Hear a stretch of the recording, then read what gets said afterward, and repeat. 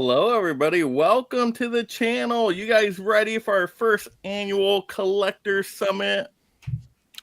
Yes. Heck yeah. Let's do it. Raise Jordan, my hand. Jordan got it. He got their hand raised. I just want to say hi. Of course. Well, thank you all for being here. I think it's very important just say thank you. You guys are amazing for joining in on this summit. We're going to talk all things physical media collecting and movies. We're going to talk, what's happening right now. What are the trends, some controversies, maybe get into a few rants here and there, because we got to talk about the issues with collecting and movie watching right now. But then, of course, we'll get positive. We'll show some of our pickups, talk about some announcements we're excited for, and just talk about how do we get, increased on this summit in terms of physical media collecting. How do we grow these channels? How do we support the community, our fellow BLU-TUBERs, and all that fun stuff? So we're going to get started here. Pretty simple. Our first question is going to be the state of collecting and movie watching. And everybody decided for me to go first on this one. So I'm happy to talk here. So, wow, movie watching has changed a lot in the past few years. I remember kind of when I was growing up, like movies were very hyped up, very popular. We would have those midnight showings. You would see big long lines out the movie theater for Spider-Man. Everybody was pumped up, right? Now, I don't know about you guys when the last time you've been to a movie theater, but when I go to the movie theaters now, there's barely anybody there. Even for big movies, even for like Thunderbolts, which I'm like, oh, this is going to get some more people into the theater. Not many people there. So I'm like, oh my gosh, where are people going for their movie watching? And I'm like, okay, I guess they're collecting movies, watching it at home. Awesome. But then I felt, you know what? In the past like 6 months, maybe a year or so, I feel like people aren't collecting as many titles anymore.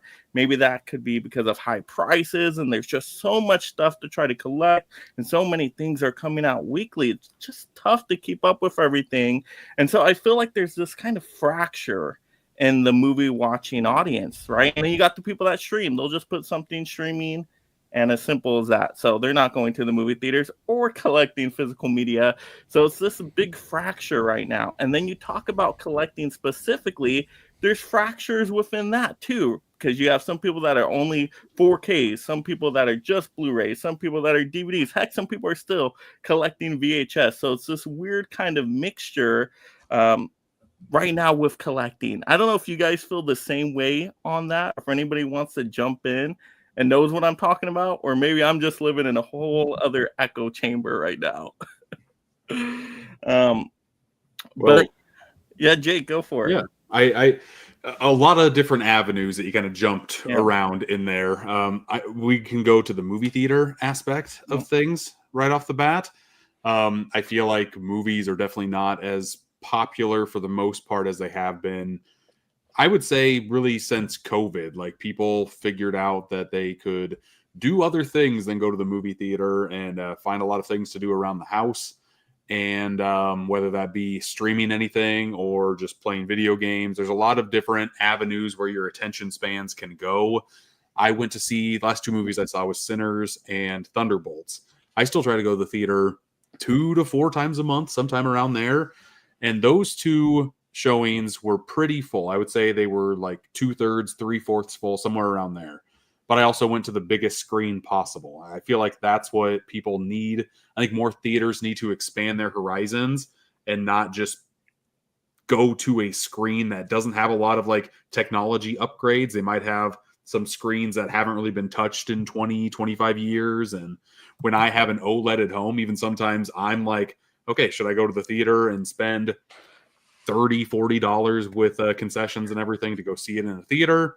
Or should I just wait 3 months and I will have the disc in 4K that'll probably look better than most theaters around me anyway? So there's a lot of things going up against theaters at the moment. Oh, great points right there. And just, Jordan, go for it. Yeah, I want to go kind of riff off of the whole movie theater experience. I just went last night and saw Thunderbolts. And yeah, I mean, it was maybe half, maybe. And that's big for my theaters. We have one theater in town. So that's, that's big for us. But I think like kind of what Jake was talking about with COVID, I think another big thing is the whole same day theater and streaming thing they did. right? And I think that really affected a lot of moviegoers, and it's kind of it's kind of carried on a little bit. It's not as bad, but I mean now you've got, you know, what a 4 to 6 weeks turnaround where, you know, they're not going to waste, because ticket prices are getting expensive. And yeah, I mean there's options, right? Regal, you have Regal Unlimited. You know, I know AMC has their thing and all that, but not a lot of people are going to be doing that. The general moviegoer likes to go and just buy their ticket. And so like the other day we went, and I can't remember what we saw, but it was I think it came out to almost $60 for 2 people for a large popcorn and 2 large sodas. I mean, that's expensive. And that's just for an average date night for me and my wife. So that's that. As far as movie theaters go, I think that plays an effect. But I think the biggest one is people are kind of getting used to the idea of, well, this is going to be on streaming for free for, you know, whichever streaming service in a month. So why am I going to waste my time driving out to the theater to, you know, go see said movie? As far as theaters go. Now, as far as, you know, the physical media goes, I think that's another conversation. But that's kind of what I wanted to touch on as far as the theater going experience. That's a great point. Absolutely. Yeah, Jeff, man, go for it. I've tried to scale back on my movie going because with physical media prices kind of creeping up, try to go maybe average once a month. But the theater experience is totally different. I live in a rural area, and it used to be a lot more people in the theater. I went to see Until Dawn. Usually what I do is I try to pick movies that I think the experience in the theater is going to be better as far as seeing it on the big screen. Like, I'm not going to go see probably a comedy very often anymore. I'll wait for that on streaming. But if it's something big, special effects, especially I love horror, something horror related, I'll go. But like you guys said, I mean, $50 even in a small rural area for my wife and I to go to the theater and then get popcorn and drinks. It's just ridiculous. I'd rather spend most of that money most of the time on buying physical media that I can keep.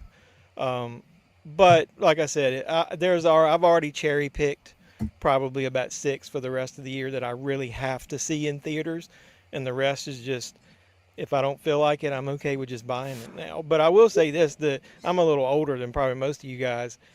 The theater experience used to be, that's what drove me to loving movies, cheering. I remember going to see, you know, the Avengers movies, packed theater, everybody cheering at the important parts. Where did that go? I haven't experienced that.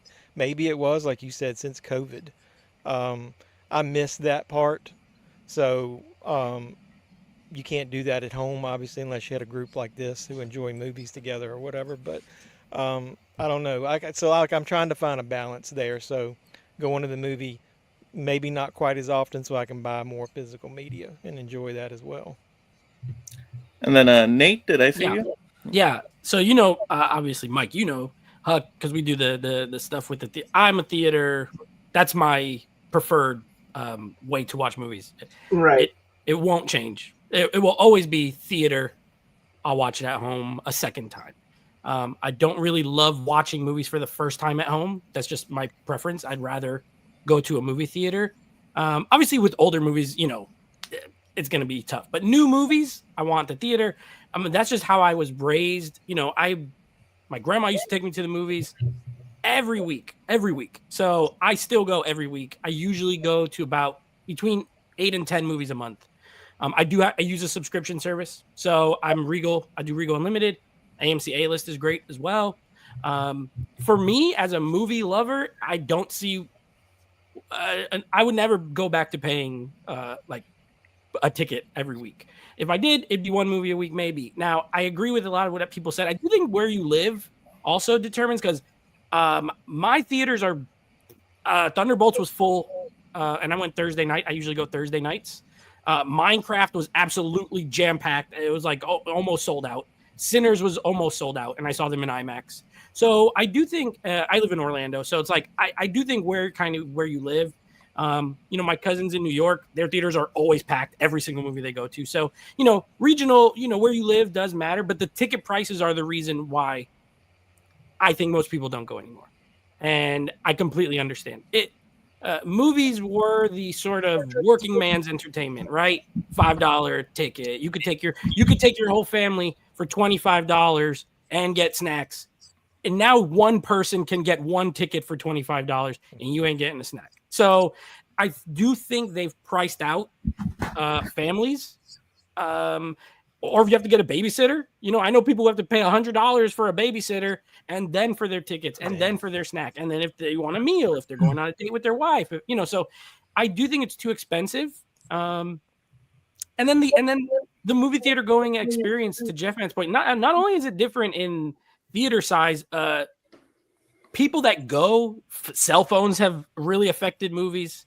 They're always lighting up. They're always going off. People are using their flashlight to find their seats. It's like even assigned seating, things that I thought I would like, I don't like. It's like, I'd rather go back to where you just, if you show up first, you get the good seats. And then if you don't, you sit in the front, because I see less people walking around with their flashlight trying to find row F. You know what I mean? So I don't know. I think there's a lot of factors. It's sad, but I will always love the theater. So for me, that's the way, but the price is too high. It's too high for general public, I think. Corey. I'm putting the mute off there. So I will say I love assigned seating. I really, really enjoyed that. But I will say I don't mind somebody using the light on their phone to find their seat. But man, when those title credits start going at the beginning, shut the phone off. Turn it off. Turn it off. There's people, I don't know how they're not blinded, how bright they have their phone. When I'm like sitting there and I just, out of the corner of my eye, I just get a blast of some screen out of a side. So anyway, I love assigned seating. I love being able to pick the spot that I want to be in. But man, especially after the trailers and stuff, shut it off. Watch the movie. You paid for it. Watch it. Assigned seating is great for late people and people. The problem is if you pick a seat and you're next to someone who won't shut up, who kicks your chair, you can't just really get up and move because you don't know if you're taking someone else's seat. You're kind of stuck in that scenario.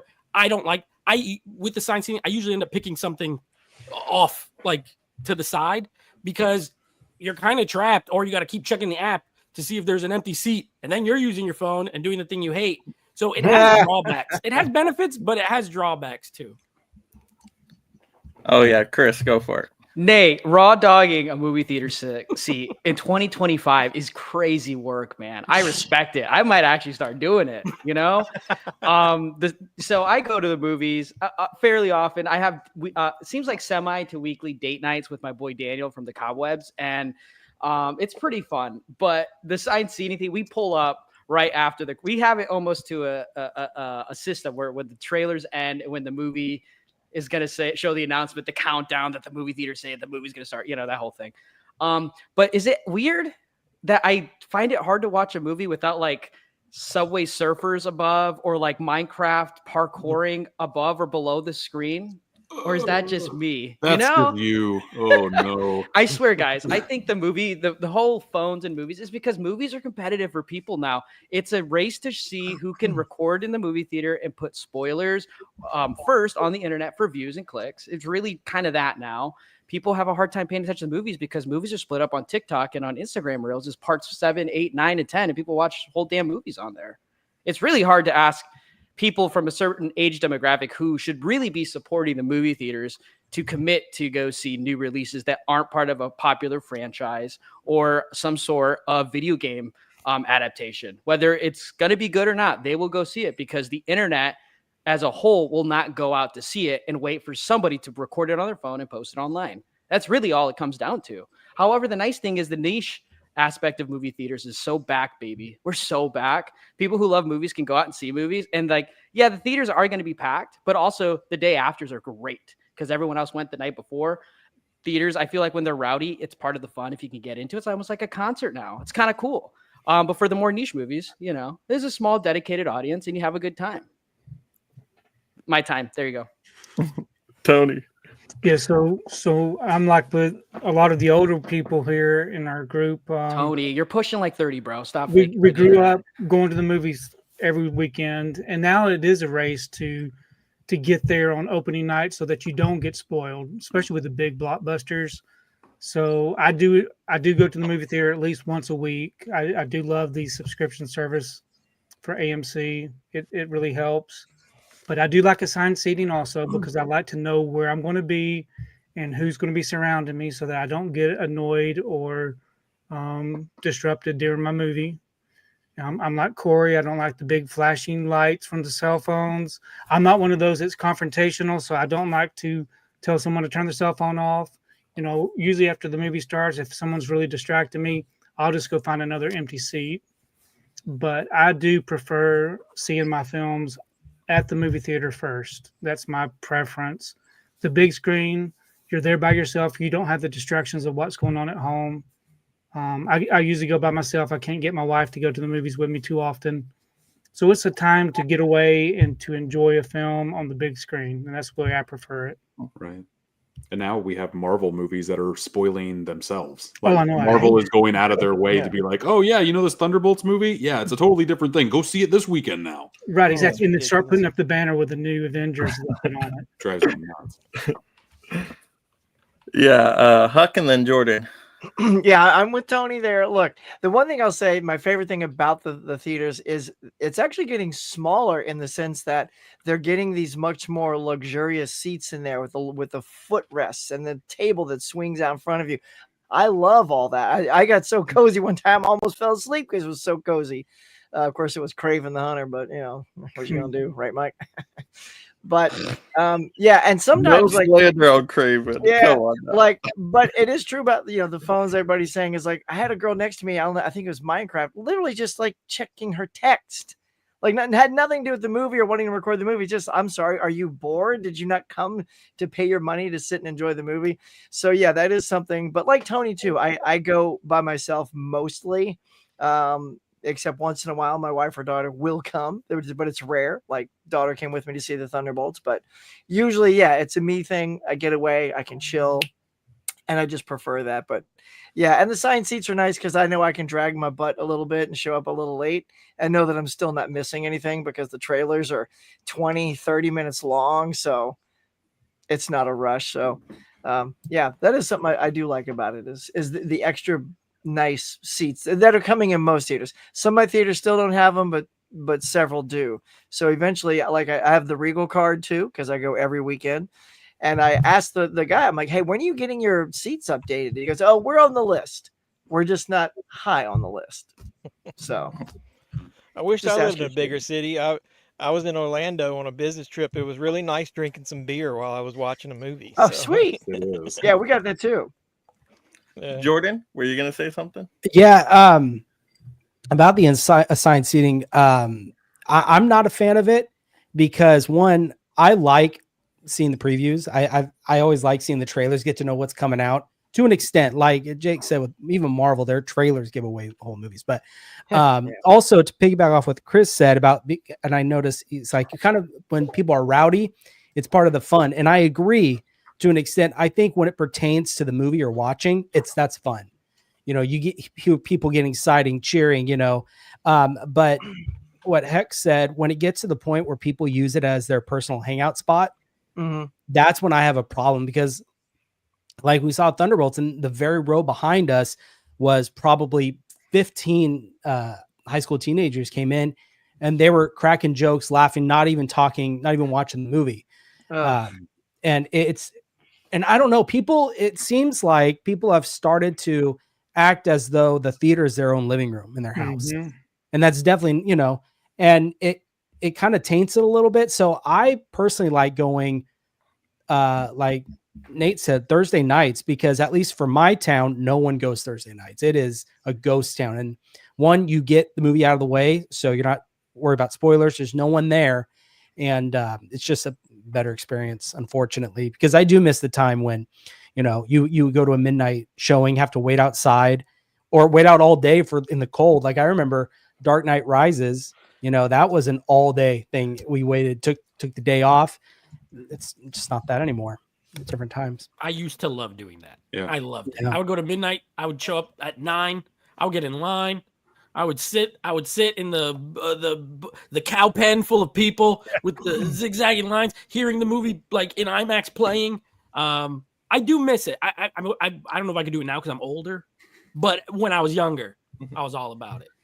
And my favorite moments were for movies that absolutely sucked, but you went knowing or not knowing if the movie was going to be good or not. Like Spider-Man 3, X-Men: The Last Stand. Like these were movies that we were so hyped to see because everything else before it was great.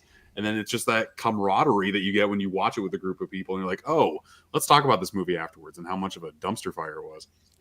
But I'll say that's why I like the assigned seating because I know some friends that will not watch trailers at all. They don't want to see any trailers because anymore they give way too much away in them. And so recently I was at a theater with a few friends to go in to see a movie and they wanted to hang outside. I hung out with them until the trailers got over, but we heard a voice in a trailer and it already spoiled it for them. You know, like even hearing the voice of like, oh gosh, I know what's happening there in that movie. So, yeah, I don't have too much of a problem watching trailers, but a lot of friends I know, they will not go into the theater until that ends. And, that's where the assigned seating helps out, you know. Here's the thing with trailers. It's like, man, I must be really broke because everyone's spoiled with ad-free on their streaming services now. Like, man, I'm like accustomed to it now. Anyway, I was just joking. But the second thing, I know you all are too young to remember this company, but I remember when there was a thing called Movie Pass. And like that proved, like I said, I know you guys are all young bucks. I love being told that I'm too young to remember something. You're probably the youngest one here. Let's exchange ages here in a second because I love being told I'm too young. I love it. Movie Pass is back. I that's what I use, and it's pretty sweet. You're talking to the new CEO, baby. I'm about to file bankruptcy in the next month. Get ready for it. Anyway, but you know that proved to me that people will go see movies. Because, you know, it's really just a price thing, but then the people still chugged along with it. The risk of my data getting leaked and my credit card not getting my refund back was still worth the risk to go see a movie. So to me, that showed that people are still willing to go and see movies. Did you guys watch that documentary about Movie Pass? Yeah. No, that was very interesting. Movie crash, yeah.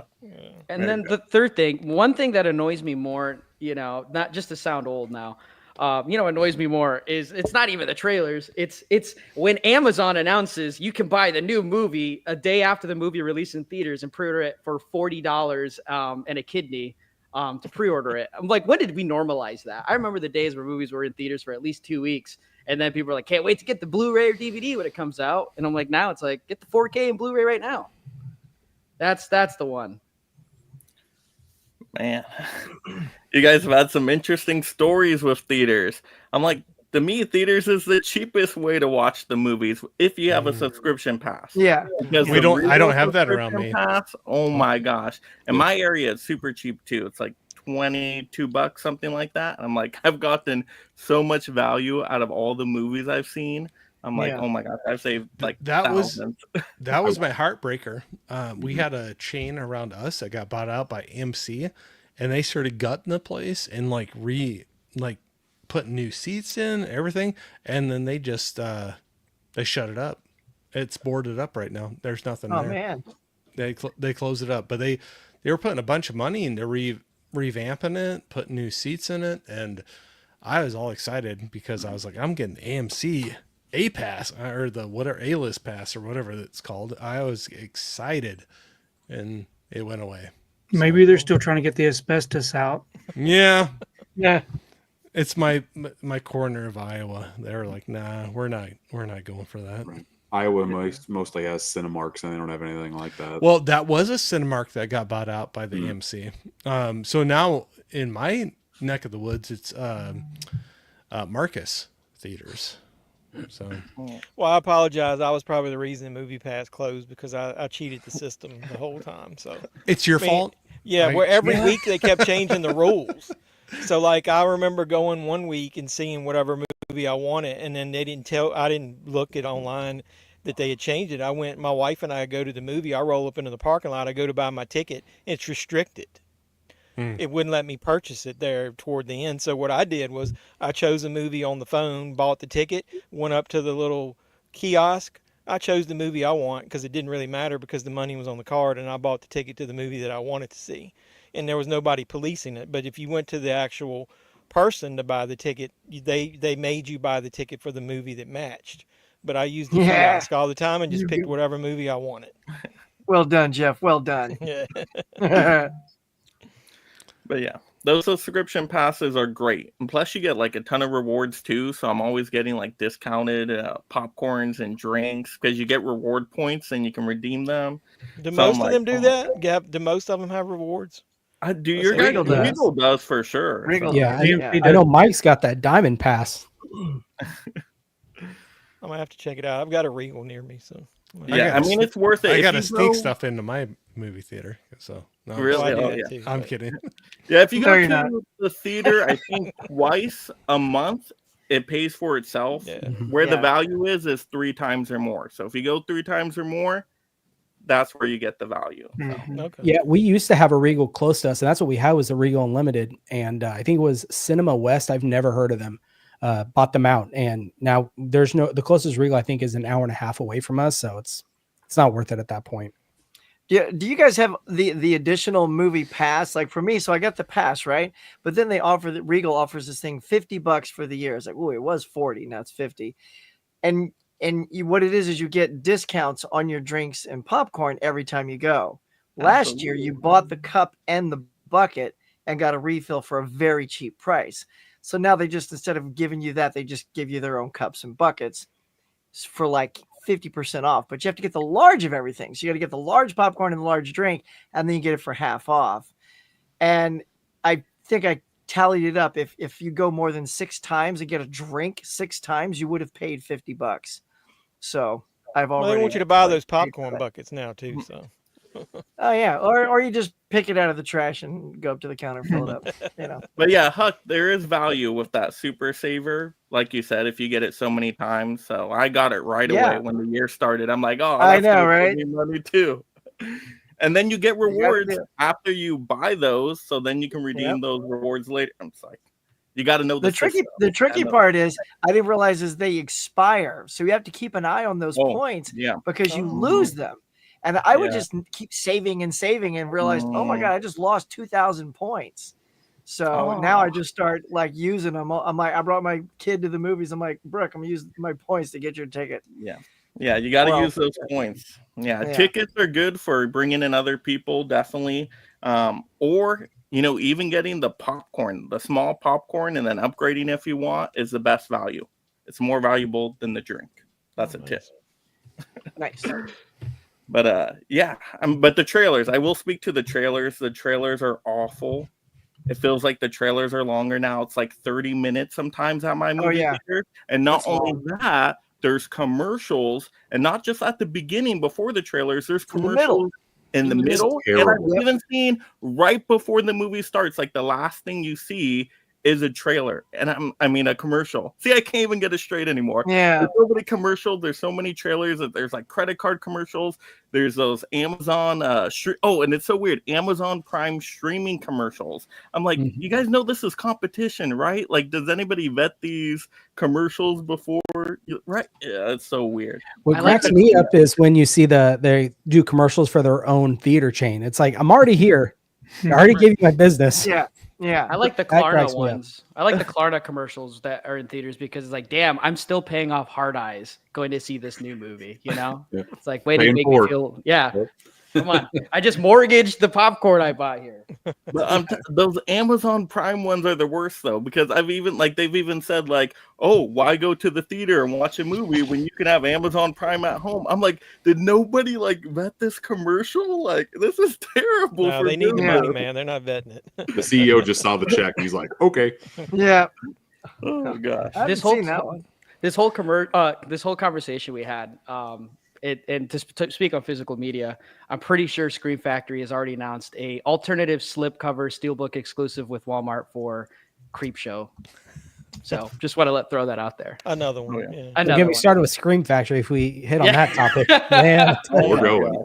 We got to talk about collecting too. So, what do you guys think of collecting right now? I know I kind of went on a little rant with the fracturing between collecting, and there's so many options now. The prices are outrageous. There's like 20 still books, 4Ks, slipcovers, box sets for Jurassic Park now.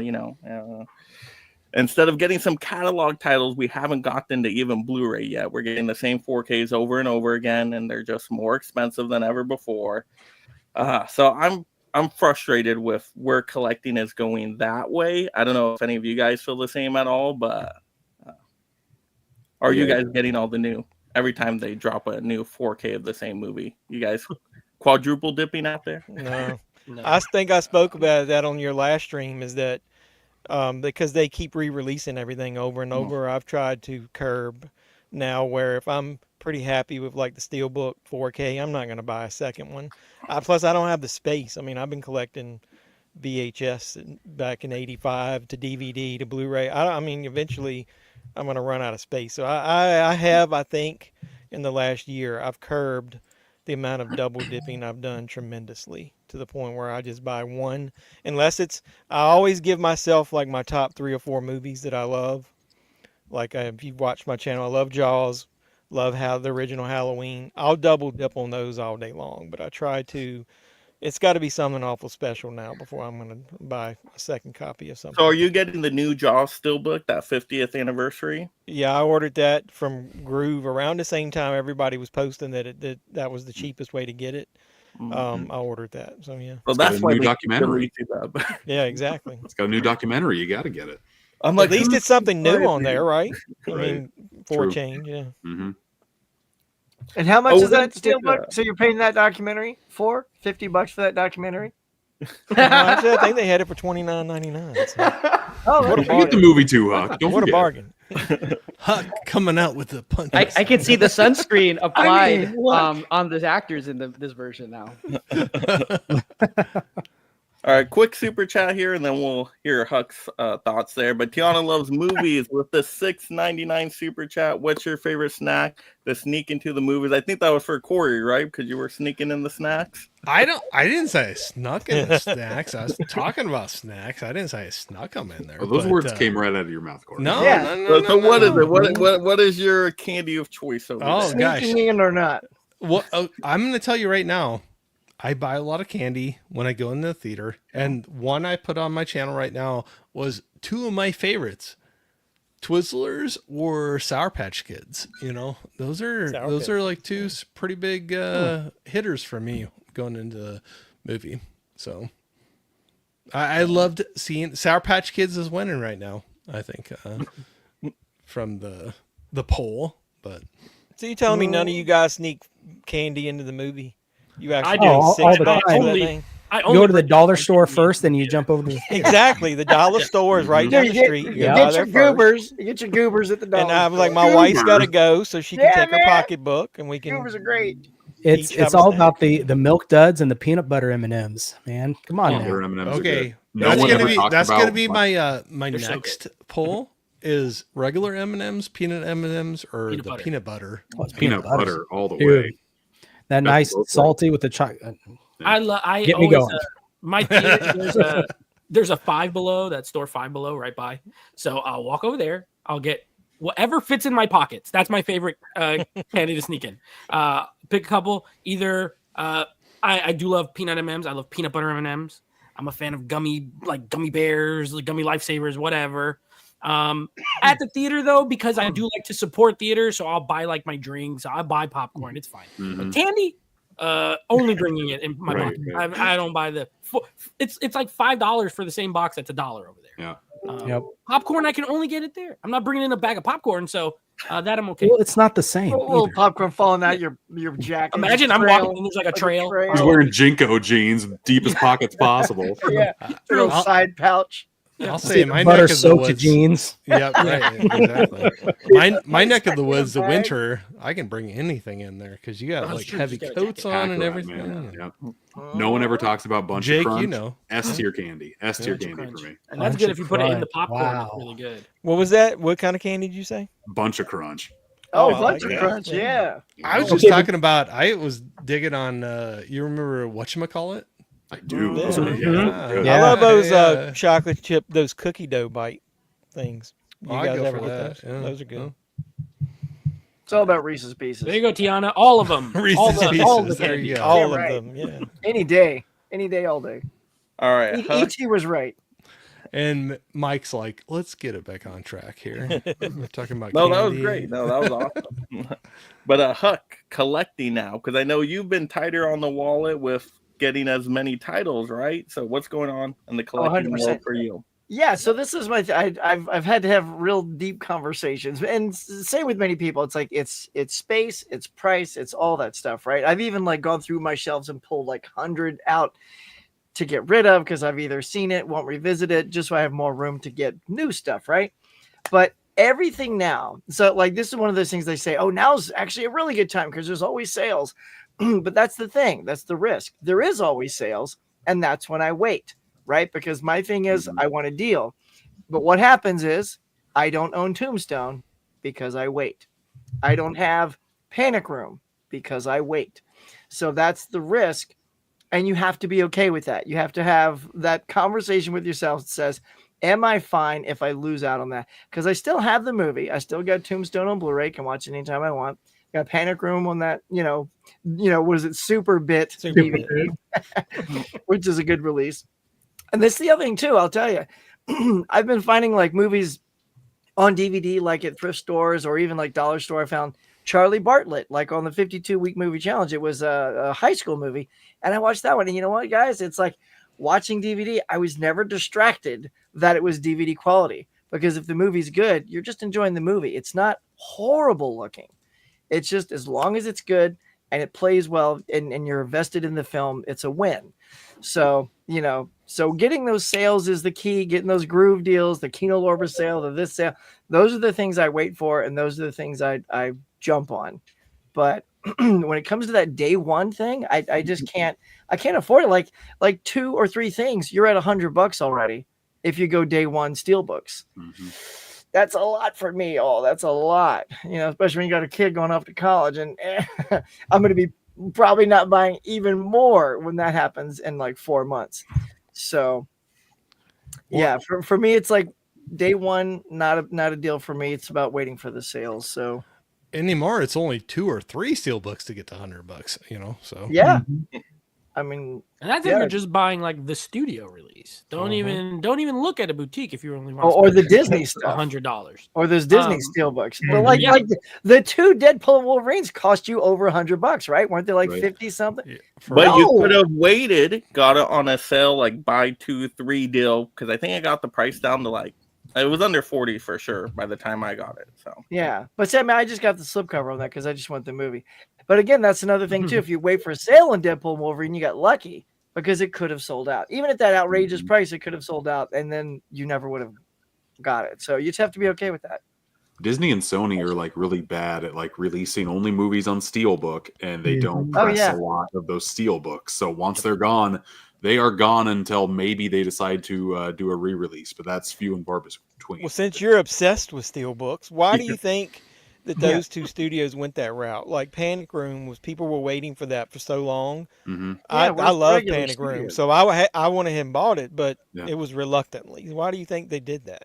Because they can get the most bang out of their buck for charging for a Steelbook. That's where my mind goes. I came up with this name in like 2017, by the way. So that's when I was really in love with Steelbooks. I could get them for like $10 on sale because they pressed a bunch of them.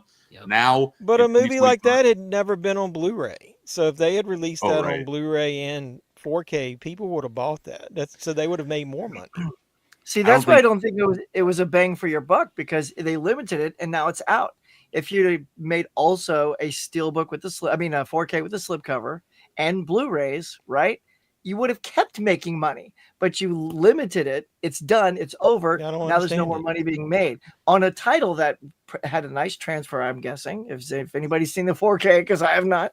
It was Yeah, great. it did. It's a good looking. Until Yeah, that's a they lost say, opportunity. remember when we ran out of those? Well, now we have a version with a slipcover, and we got 3 times as many, and we created this demand because you missed out on the first one, and now people who are on the fence, if Yeah. even buying it, are now going to buy it for sure.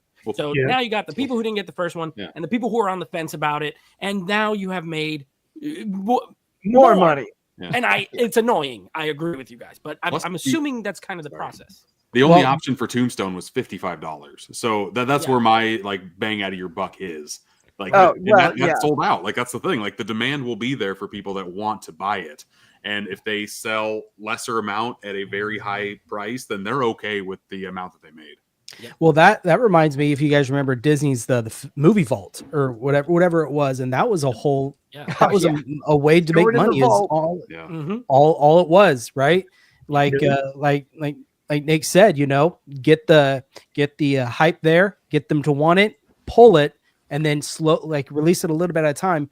They don't have to worry about spending all this money pressing all these discs and making all these releases. They just do a little chunk at a time. They can sell it at that high price, and their return on investment is a lot higher that way.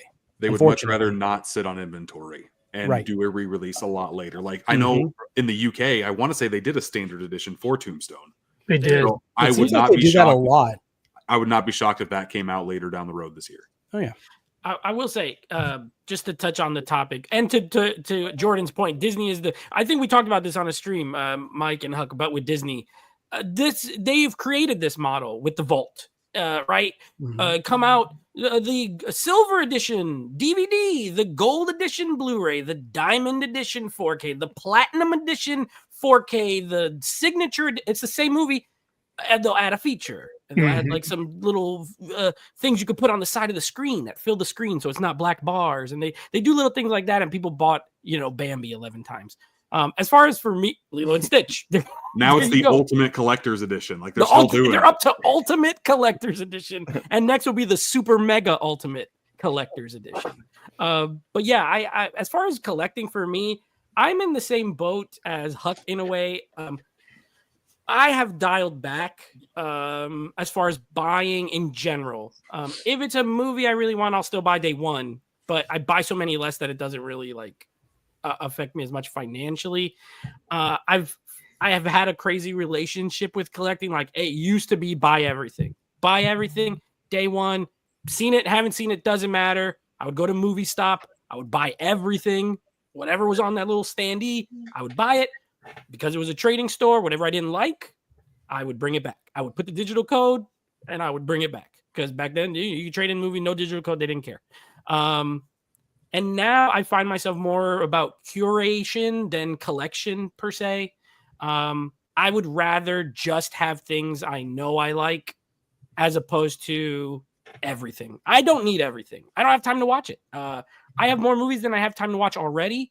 I have literally sorted these movies by watched and unwatched, and I have like 1.5 shelves unwatched. I'd never seen the movie, own them for years.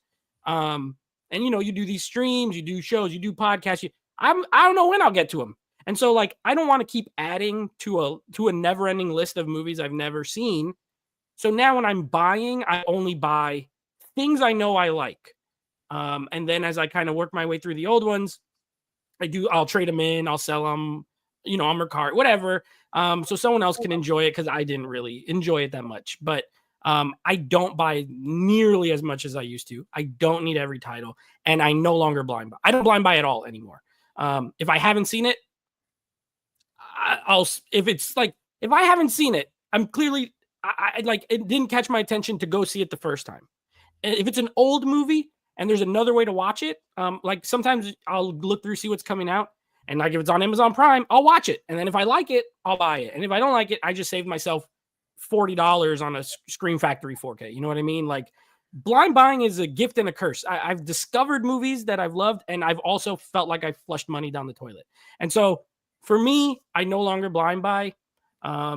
It's too pricey. It's too pricey for me to just willy-nilly buy everything when there usually is another way to watch a lot of those movies. Not all, but a lot of them. So that's just me now. I'm way more choosy. I didn't get Tombstone. I'm okay with it. I mean, I like the movie, but not $55. I don't like it. And I do have a digital collection too. Like I love discs, but I'm okay if someone like my buddy gave me the 4K digital code. So if I really want to watch it, I can. Because I'm about watching a movie. You know, I love collecting movies, but if I have a way to see it, I'm okay with that too. How about you, Tony? You got a whole basement there. Right. Yeah. I've cut back to some extent, but the way that they're releasing movies right now is crazy. Where they're just doing these re-releases. I'm all about getting the steelbook because I want the steelbook. I wanted Tombstone, so I bought Tombstone. But I'm fortunate enough to be able to do those things. My kids are already grown. I don't have kids in college anymore. So some people can do it, but I can see where some people it's a struggle to be able to buy everything. I don't buy every single title, but I do buy a lot. I wish that we would get more sales closer to release date instead of, months later when I miss out on the sales because I've already got the movie. So it's tough. It's tough to juggle, but I still want to try new movies. Like if I wouldn't have blind bought Hard Eyes, I would have never. I didn't get to see that one in the theaters. I didn't know if it was good or not, but I bought it and I loved it. So that would be one that I took a chance on. So I do buy some titles I'm not aware of, blind buying, but sometimes it's a winner, sometimes it's a loser. But I don't mind letting those losers go to somebody else. I'll sell it on Whatnot or whatever. But yeah, I'm still buying. I'm still going to keep buying as long as I have money in my bank account. Yeah, so I'm just going to keep doing it. What did you get, Tony? 75 plus? 75 new titles last month? Yeah, that was it was only 50 something the past few months. 75 was a big one, but that's because Walmart keeps putting out these new slip covers, and I think I've got to have the new glow in the dark slip covers. Yeah, you do. Yep. Tony, if you need to offload a few things, just let me know. Hey, We can work something out. I do a Whatnot show usually every Friday night. So, I'm a physical media collector, so I like to look at them in person with my hands. So let me in their basement. Let me pick a few out. I'll throw a number. There we go. I like what I kind of agree with what Tony said is I don't mind blind buying to an extent. There's a caveat with that. It has to be like almost recommended by someone I know, or if you say, hey, yeah, this is a good movie, I'll blind buy it. Because for me, it's fun to experience something brand new that I know that I've never seen. And if I love it, that's awesome. I have this, I can rewatch it. And I think too, and it's hard, like with boutique labels, I would almost personally rather buy less, but get more of the boutique label of a release because you're going to get, my opinion, more stuff with that, right? You're going to get, I'm a big special features. I want to learn about the films, the booklets. And I think with the more, if you go the boutique label route, like you could spend $55 on Tombstone, or you could spend $40 on an Arrow release that comes with a nice booklet and different stuff where you can learn about whatever film. And usually a lot of times they're films that, I've never seen, or they haven't been out in so long. So it's that, but it's also preserving that. And I just find very fascinating. I love it. To go off of Jordan, I like what you said with Tombstone being 55. I haven't seen Tombstone. It is on Hulu streaming for free, which I can do. But here's the thing. Where did studios come off and thinking they can charge an arm and a leg for a studio released Blu-ray and 4K when these boutique labels exist? And I kind of told myself a while ago that if I want a movie, a label's going to put it out. I really like the Last Voyage of the Demeter. I knew Scream Factory. That was a Scream Factory release written all over it. And lo and behold, a couple months down the line after the studio release, we get a Scream Factory. And that's just kind of the way things are. I feel like a lot of studios are just throwing out physical releases to see who's going to buy them at the price. And then they're going to redistribute it to a different company to actually do the real work, because some of those pressings are not 4K. They are barely a 4K scan put out with a 4K. When Arrow and I'm not going to say Scream Factory. Sorry if you're a Scream Factory guy, but I'll say like Arrow and Kino maybe Criterion are going to actually go in and do the touch-ups that need to be in there and add the stuff that we want on there as well. It seems like now with boutique labels that it's just, it's a race for certain titles, and it's just like, I want the limited edition to line up with my other limited editions instead. It doesn't matter what the movie is. And where did studios think they can make their own studio labels like Paramount Plus and stuff like that? That is not, that is barely past the studio release. And now, I don't know, that's just where we're at now. It's oversaturated. It's a great time, I think, if you're a new collector getting into physical media collecting, because you have so many options and so many re-releases of movies from so many different labels. But for us, it's like, it's kind of a waiting game, guys. I feel like eventually it's going to come to someone who we like. And if we miss out on the cardboard hardcover, someone else is going to have a cool slipcover we want, or they're going to have a steelbook. And then Jake's going to be eating good. He's going to post those awesome TikToks that he got the new steelbook that, makes me wish, like, damn, why didn't I get that? I wanna agree with the sentiment of where do the studios get off doing it, but the fact that Tombstone sold out shows where they get off doing it. I mean, people buy them. People buy them. And until they don't, they won't. But, if they're selling out every time they drop these things, why wouldn't they? I mean, I can't, as a business, their job is to make money. I can't, I don't love it. I won't buy it. I won't. But, a lot of other people will. And I agree with you, Chris. Like, I didn't buy certain things, and I just waited, and then I got another one later, another version of it. Same movie, another version, another studio. So I'm okay waiting, but I know some people just they gotta have that one. They need that one. It's the manufactured FOMO. I hate to cut you off, Nate, but it really is. When Scream Factory said, "This is selling out, it's a limited edition," and then a couple weeks later, we have a whole boatload of them still that you can still buy. We found 200 more you could buy. It's like unlawful entry. Yeah. Remember unlawful entry? Vinegar Syndrome is going to say that, and I kind of believe them to an extent. To me, they're just a bunch of warehouse guys, glass and metal music. In the back. We just discovered that. Yeah, I trust that. But when Scream Factory says, while supplies last, my brother in Christ, you've been having while supplies last sale for the last 5 years, and you still only give us 10% off on them. Let's be for real. All right, I think I saw two hands, Jeff Man and then Jake. Go ahead, Jake. Just to touch on the Steelbook thing, the best-selling physical media release of last year was Deadpool and Wolverine, which really got a big double-dose Steelbook release for $55 and was still the best-selling release. I feel like this is a trend that's going to continue to just keep on going and growing. They're going to try to see how long they can stretch these physical media collectors' budgets, and either you want it and you get it, or you're okay waiting and you might miss out on it. I think that's just where the boat is going to rock a little bit. But just to kind of go around into something else, a major studio that I think is doing the right thing, Warner Brothers, keeps on knocking releases out of the park. Their transfers look great. Their prices aren't ridiculous. They give you a lot of the times a choice between Steelbook and just the normal with the slip. Dirty Harry is one of my favorite physical media releases of the year so far, and that sucker is crammed with both new and old special features. All three of those Clint Eastwood ones were. And you can get those on sale too. They're all under 30 all the time if you wait enough.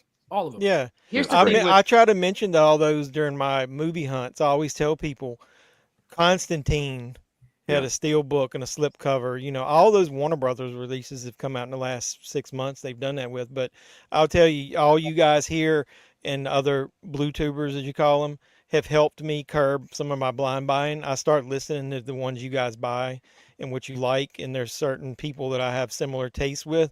So I buy a lot, but I have curbed my blind buying down to the point where if I trust one of you guys that I think, the same way about a movie, then I'll go buy it then. And you might hear me mention that on some of when I'm doing my movie hauls, like, hey, such and such, opened this and it sounded great, so I bought it. So I still blind buy, but not quite as much because it's just too much out there to Here's do that. the thing with one thing I want to just say, Jake, I love your stuff, but did the Wolverine and Deadpool Steelbook sell out and be the number one because people kept rebuying it, hoping that this version would be the better version because the previous one wasn't good? I'm not sure why it was number one. I was just looking off of a chart of the did top they 10 think releases that came out last year. And it's gonna maybe the movie good. Time. No, people love is this gonna be good this time? If I get $75 worth of Steelbooks, it'll be finally good. I wasn't the biggest fan of Deadpool. and I'm Wolverine sorry, either, I just- but people love had those to. Marvel movies, Yeah. man. That doesn't factor in resellers either. Buying 5 of them so that they Sure. could sell them on eBay. Yeah, it's the So damn you know, box. the Guilty, scarcity sorry. thing. I saw someone, one of my buddies posted on eBay. Someone sold, not posted, sold a Tombstone steelbook for like it was like thousands of dollars, and I was like, What? "Well, if you got it like that, I mean, go for it if you love it That's, that much." But that's got to be money laundering, right? Because that Yeah. happens all the time. It's gotta be. It's gotta be because I love movies, but that's what happened. there's a line I will think draw, Nate, you It's might not have answered the 1,000. question. and there's a comma in there. It will not be me buying that movie. I think Nate, you're right, and sort of in a way that like why people want these movies regardless of the price tag. Yeah, maybe scalpers, and that's why they're selling out. I mean, it doesn't matter to the company or the distribution company if the movie's sold out or not. It might be just scalpers just buying them up, creating artificial FOMO again. This is my soapbox. I really do think it's manufactured. I was going to jump in just real quick. What Jordan said and Jeff as well. My blind buying is not quite blind buying anymore. I have some people I have some similar interests with. I know what movies they like and what clicks with me. And if I hear them talking about it and they like it, I'll go for it. But just straight out blind buying, I don't do that anymore. I do trading within the community. Like that's the best type. Like when you don't have to spend any money, you're just like, hey, this is something for my collection. Yeah. You have something I want. I have something you want. That's Let's awesome. just swap it out. And best case scenario. And we've done I that got a bunch before. of those. Yeah. We've done that. That works so well when there's like new 4K re-releases of like Blu-rays that are 4K scans, and it's like how much of a difference it is, and then everyone offloads that previous Blu-ray, and it's like, yeah, that's such a discount for me right there. Mm-hmm. Yeah. I'll jump on those Blu-rays sometimes because sometimes those Blu-rays are just perfectly fine for me. Yeah. And I'll get that at the nice discount and I'll be happy. See, those are the best blind buys too. Like if you're in a thrift store or a swap meet and you see them for $2, $3, $4, and you haven't seen that movie. Heck yeah. I did that a lot on all my swap meet things. I'm like, I've never seen that. I'm getting it. Like Wolf Cop. Wolf Cop. Oh, That's I still got to watch that. I got back there. It's Good. kind of rad, man. Like, Another Wolf Cop's even better. I got Wolf Is Cop it? and another Wolf Cop. I got to watch both. I of do them. not have the second Wolf Cop. Wait, did Huck just say it's kind of rad? A moment of silence for our brother of raddedness. Yes, the Royal Radness, not here. Dang. Anyway, I'm sorry, guys. I do this all my live streams with my friends and stuff. I'm not trying to be rude. I'm just being. It's all That's how good. we- You're having how fun, we do man. stuff. It's Yeah, all right. how we do You're stuff good. over here. Yeah, you're good. We're having fun. But another Wolf Cop and Wolf Cop. I gotta watch the both of them are sitting on the shelf back there. I gotta check them out. They've been sitting on my shelf for about 6 years and not watched What? it yet. And never watched them. Not yet. Not yet. Okay. Never will. You're on the list. Maybe we'll have it's gonna a happen watch sometime, along or right? something. All right, so let's move the conversation along to solving these collecting issues. Trading movies, definitely a good way to solve that issue, right? That was a brilliant idea. I'm like, I have so many movies I'm trying to get rid of. So that's a great idea. I got to set up one of those streams where we do some trading movies in the future. But how do we solve all these collecting issues? We covered a lot of issues here, right? And maybe even connected to movie theater watching as well. For me, I think the issue is a lot of collectors are leaving the collecting space due to all these issues like pricing. You know, the re-releases is getting frustrating. They're not seeing their catalog titles get upgraded, but the same thing over and over again. And then getting new collectors in. Like, do you hear younger generations talking about collecting at all? Or even movie watching? It seems like the young people are not interested in movies barely at all. Do you guys get that sense too? They're in the video games, they're in the social media, but not really movie watching. So how do we? Some live with- do. Some do. I live with a Some, 23-year-old, and he doesn't want to watch a movie. It's short attention span. It's like you said, TikTok and going on Instagram and watching. Hey, I was going to go see a movie, and he goes, "Well, I already watched part of it last night. I saw how it ended on on a reel or whatever. I don't need to see that. Why are I've you watched wasting?" Draft Day an unhealthy amount of times due to TikTok. Yeah, so I'm just saying I don't think a lot of the younger he wants his video game streaming. He doesn't believe in physical media, even though, and I'm trying to. Obviously, he's in my household. I'm trying to browbeat them to him, but it doesn't work. They don't. Yeah. My 30-year-old sons, both of them, they're young 30s, are out collecting Pokemon cards again. Mm-hmm. So I don't know what that's about. Nostalgia. You gotta catch them all, Yeah, Tony. that's That's what what I it's I about. catch them all. You know, if I I- was if I was a young nostalgia. person, It's just like me going to grab a movie. I remember sitting and watching with my mom and dad, in the theater, or the first movie I took my kid out to, or my first movie I saw on the first date with my wife, or at the girlfriend at that time. It's nostalgia. It's something you can connect to with a lot of that stuff. So if I was a young person collecting, I mean, I'd be trying not to collect either if there's no 4K of Blood Rage in 2025. I mean, when are we gonna finally get that? I would stop collecting.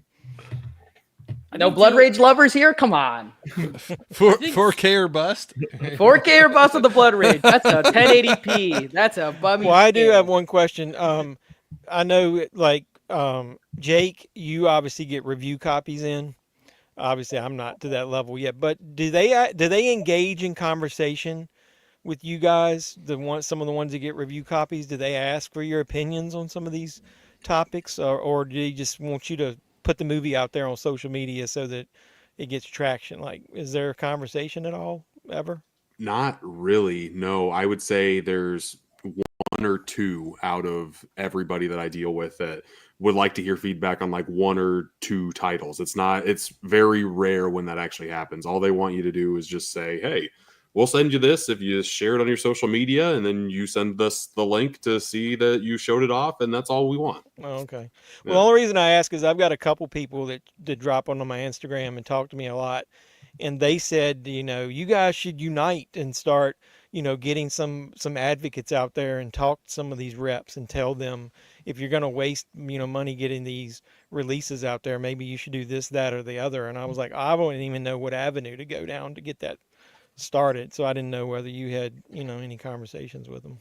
And I would say the grand scheme of things, the reps probably, they're not the ones making the decisions on like what prices are anyway. Their job is to try to promote the project. So you have to go through a lot of different rungs just to talk That's to the true. right person.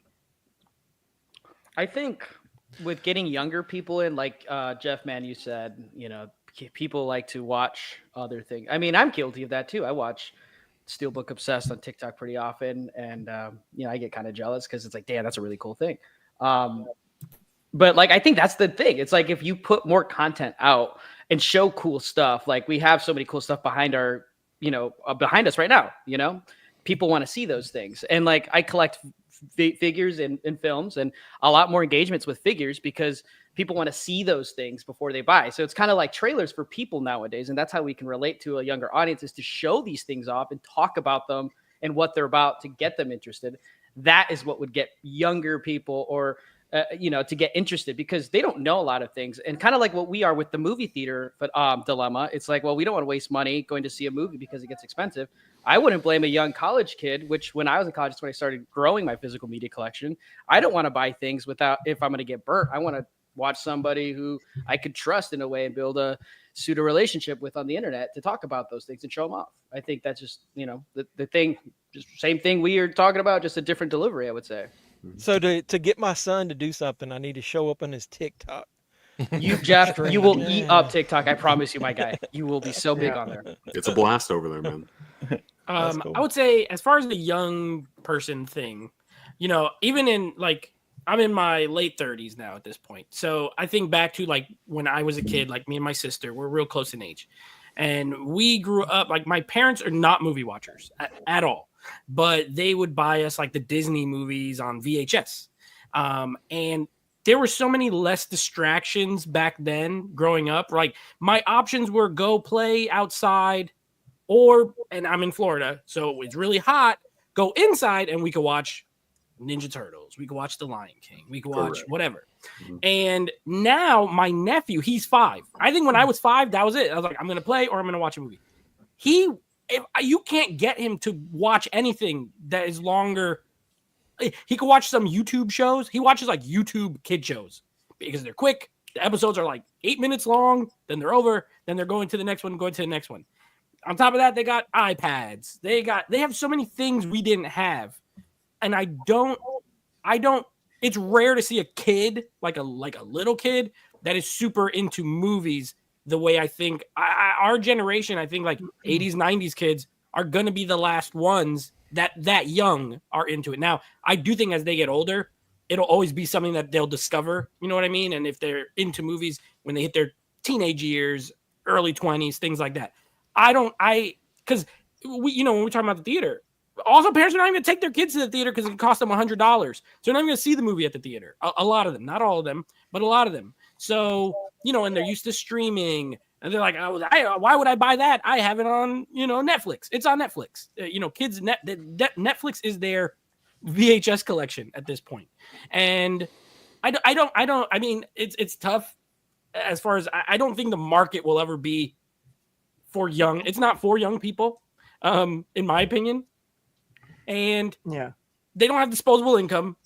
You know what I mean? But just in general, young movie watchers, I don't think it's not like music. I feel like music is the one thing where it's like that is the radio and Spotify and all. Like music is different than movies in that regard.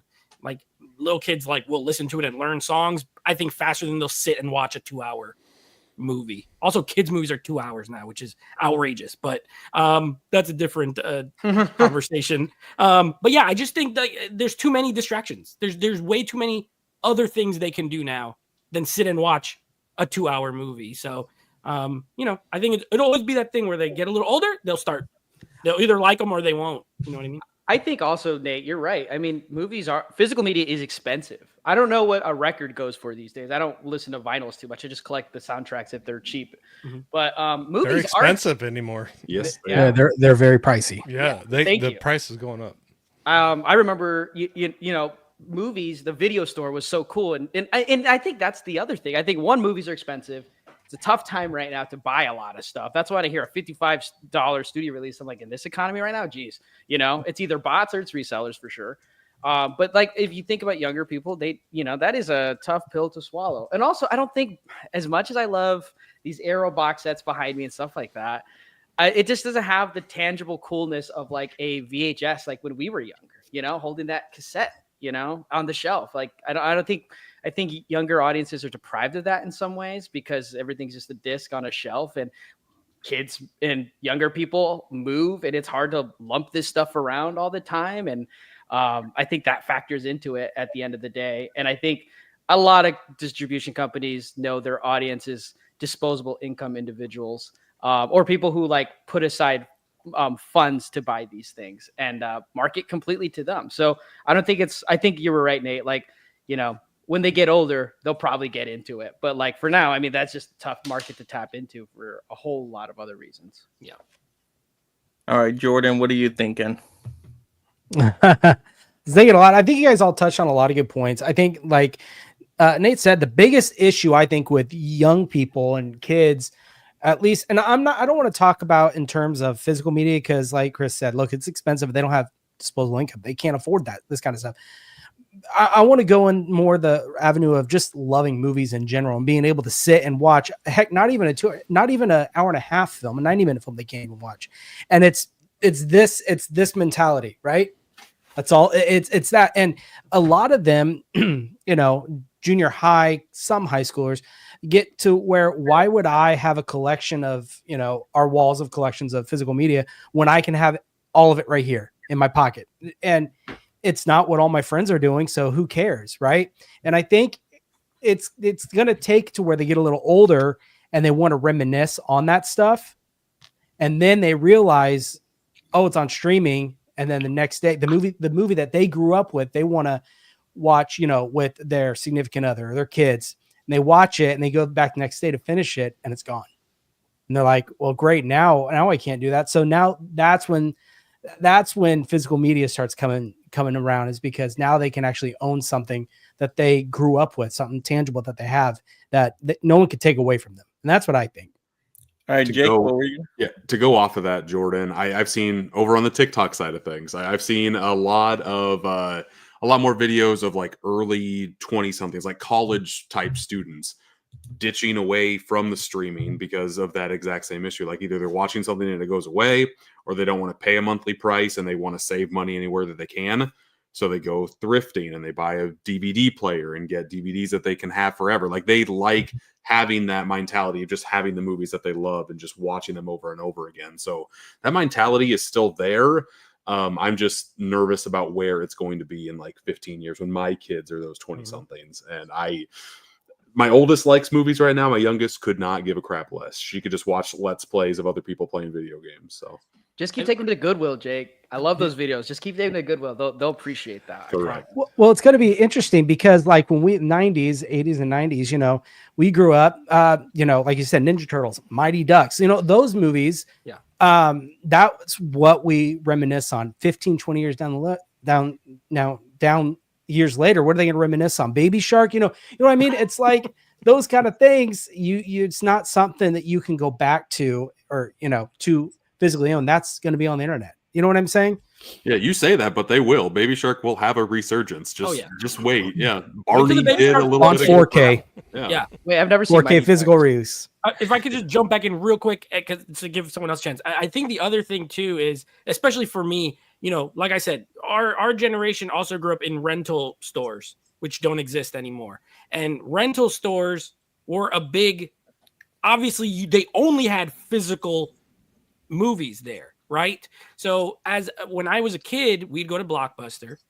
Again, my parents don't care. So they'd be like, go pick some movies you and your sister want to watch. We're walking, we're looking at all this stuff. We know the only way we're watching this is if we pick up this box and take it up to the front and let our dad pay for it. And then take it home and watch it. And when we would do that, when I got older, I was like, I can't wait to have a job so I can buy these things. You know what I mean? Whereas now, if I was the same kid, I'm like, I just go on Netflix, scroll through, we'll pick a movie, watch it. I don't learn the love for tangible media. You know, obviously, like people like us who collect, we might encourage our kids, but like our general population, I don't think they don't have that option. And so they don't learn necessarily the love that way. You know, like I rented this tape. I bought that tape when I was 15 working at a grocery store because I had my first check. And then I bought that tape on DVD. And then I bought that DVD to Blu-ray. And now I bought, you know, the Mighty Ducks, you know, as many times as I could because I rented it. Whereas now I was like, I saw that on Disney Plus. It was pretty good. And then they don't have a desire to buy it because they watched it digital and that's their way pretty much. So I think that is also the rental store sort of culture. I think nostalgia, also a like lot somebody into said. it. Yeah, and physical, you know, touching stuff, you know. a lot of us too only had a handful of, you know, very few movies. So we watched those until they ran out. And so we fell in love with those movies that way. It wasn't something that we could just watch and forget about it the next day and go on to something else. It was something that we ingrained in our minds because we watched. I'm just going off Mighty Ducks. We were talking about it. You know, we watched that tape and rewound it until then it didn't work anymore because that's all we had. Mm-hmm. So I want to jump in real quick. So I think everyone in this panel here, we're basically a pop culture nostalgic based group, right? And like even like for some of us, as far back as Saturday morning cartoons, right? That's where it starts is you can only get those things on that day, Saturday morning. And then as kids get older and they got Cartoon Network, then it was a 24/7. Then they could get that anytime, anywhere. So then there was that accessibility. But then, you know, and when like a movie you love would come on TV, I remember when Superman the movie, that was my favorite movie. When that came on like ABC or whatever it was, man, I was right there. So just that ability to want to see that as often as possible. And then it came on VHS. Yes, now I can watch it as often as possible. So we grew up with that sort of need to want something and it wasn't always there. Then it was there. Now we've got it. And then that keeps going. That is not like, and when I watch my daughter and her friends and all that, that is not how and this culture is now. And some of you have touched on that. And they're not into, like I ask her, she's not into watching anything twice. Like if I watch a movie, like I'll be like, hey, I've already watched Minecraft. Who wants to see it? And they're like, I'll see it with you once because I'll see it again. But they don't need to see it again. Like she will never inherit this behind me. She's like, I do not want that. Right. It's just not going to happen because some of you said too, it's in their phone. They have this, they have their things that are short or whatever. So yeah, I think today's society, it's all based on one and done. The need to own it isn't there because they didn't go through those things like we did. So yeah, I think we're gonna us and maybe a few under us in the age, we're gonna be sort of the last bastions to carry that baton until it's just we're done. You know, that's what I feel. Man, real quick, can I? Yeah, go for it. Go for it. Real quick, jump in with Huck, Jordan, Jeff, some things you were throwing out there. So I'd say that too. Huck, I heard that sentiment from my kids. They're getting older now, getting out of the house. And, you know, I've heard that comment before. I've seen it once. Why do I need to watch it again? You know, kind of a thing. And I'm like, why wouldn't you want to watch it again? You know, yeah, because it's awesome. Yeah, exactly. And I think that's the difference is growing up, I was in a very small community, very small theater, but we had a small drive-in theater too. And it was a community family experience. Like we went together as a family to watch this movie, and it was an event. It was something special. And I think it's something that's maybe a little bit different now. Not trying to be old man yelling at the sky or whatever, but it's a little bit different where you can see anything on your phone by yourself, whatever. But it was something special that we would go out as a family, and whether it was in a theater or a drive-in, and we'd hang out with our family. We'd have a good time together and watch a couple movies. And yeah, sorry, I don't know where I was going with that, but it's. Throw flowers. I'm gonna, yeah. Sorry, I'm gonna stop now. Whatever. So depressing, just like Ben said here. Low key, it's super depressing to stream all of a sudden, Mike. I agree with I'm you. sorry, I didn't mean to be that way.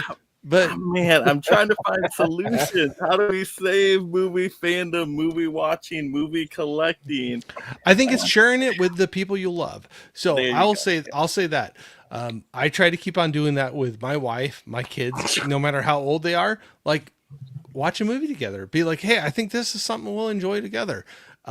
It's got this message, or it's something that it's promoting out there that we can sit down and watch together. And it's like taking that moment to be like, hey, put our phones way over there on a counter away from us, and we'll sit here and watch this movie together, and we'll talk about it after it's done. I think that's how you save it. I agree. And I even have an experience like with my wife, you know, she it still kind of is all streaming. It's easy. Why would I have to take that extra time, go in the room, you know, scan the shelves, find it, take the disc out, turn on and everything. But it got to the point where she'll ask me, what movie are we going to watch tonight? And it's never streaming. It's always, what do we have on the shelf? And it's gotten to the point now where it sounds mean, but I've almost like forced it upon her in a way. But to where we'll see a movie, she goes, okay, I want you to buy that when it comes out.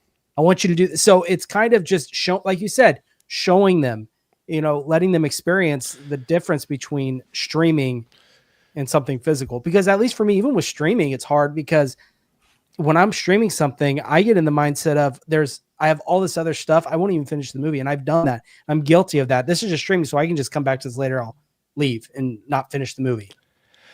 But okay. All of us right now, we have movies sitting behind us. I can see behind every single one of us. I can see something. And it's like saying like, okay, what are we going to do tonight? Like, well, come in here. Pick something out you think looks interesting to you. I want to share that with you. You know, you pick it out. It's not going to be me. And have them pick something out that's sitting on a shelf that's right there. And you can experience that movie together, you know, and have fun with it. But this is what you do. You go, oh, you know what we should watch for date night, babe? We should watch The Keep. Just put it on streaming. Oh, you don't have it on streaming? Oh, I have this disc. We should put this in since you can't watch it any other way. That's how you beat them, guys. Or you just cancel, you know, just secretly cancel all your streaming services. You don't say anything. But I think the important part is discussing it because My wife and I just celebrated 30 years together, and I'll just want to tell you this: Congratulations. the first movie we saw together was Aladdin, and I'm not afraid to say it. But Nice. we talk about movies like that. I'll watch a Lifetime movie with her or a Hallmark movie, and then she's like, "Well, then I'll watch something that you want to watch." So we'll share with each other, and I think I've swayed her, more over to mainstream movies over the years because of that. Where she probably wouldn't have watched that type of thing, when we first got married. So it is a time to share with people, and discuss why you liked it, why you didn't like it, what you didn't. And then I do that with people at work all the time, and then it ends up sparking conversations that you probably wouldn't have. So I think a lot of people like to talk about movies. The problem is, like you said, is how do you get them to understand the importance of ownership and sometimes owning it. And like, if you really like a movie, it could disappear on you if you only go streaming. I always remind people of that. If you talk about how much you love a movie, why don't you make sure you buy a copy of it? Because what's going to happen when it gets edited, or when Disney drops it off their service, or Paramount does, and they don't license it to anybody else? So I think not talking to people outside of who we talk on YouTube is very important, I guess. I'll Like you agree said. with you, Jeff, completely. I'm right behind you. So this year is 25 years, my wife and Awesome. myself. My first movie watching with my wife was Jerry Maguire, our second date Oh, ever. nice. So it's fun to have some like momentous occasions. Like I still movies and music. I have so many. I can like watch a movie or listen to an album and like relate to a certain point in my life, where you tie it to that. And I think it's cool to be able to associate those things and have those big occasions, where you can tie it in together. So yeah, anyway. Well, I'll shut up. not so. Do you think still that's a layer of nostalgia if you think about it? Do Oh you yeah. think it's the younger generation just doesn't have that mystique around nostalgia the way that we do?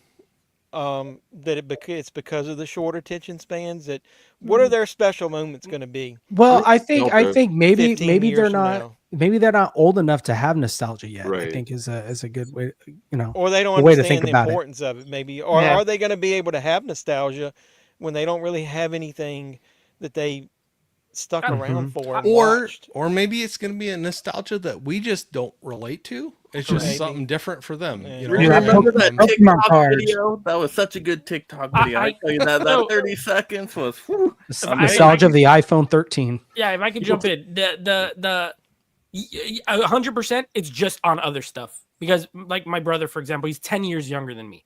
So he didn't grow up in the blockbusters like me and my sister, who are, a little bit older than him. They're nostalgic for like Vines. Remember Vine?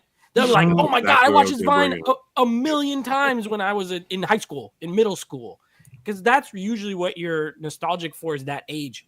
And what they're doing at that age is different than what we were doing at that age. So nostalgia will always exist. They'll just be nostalgic for different things than movies, unless they watched a lot of movies growing up. But as far as the question, what was the question? How can we save something? yes, solutions for collecting, movie watching.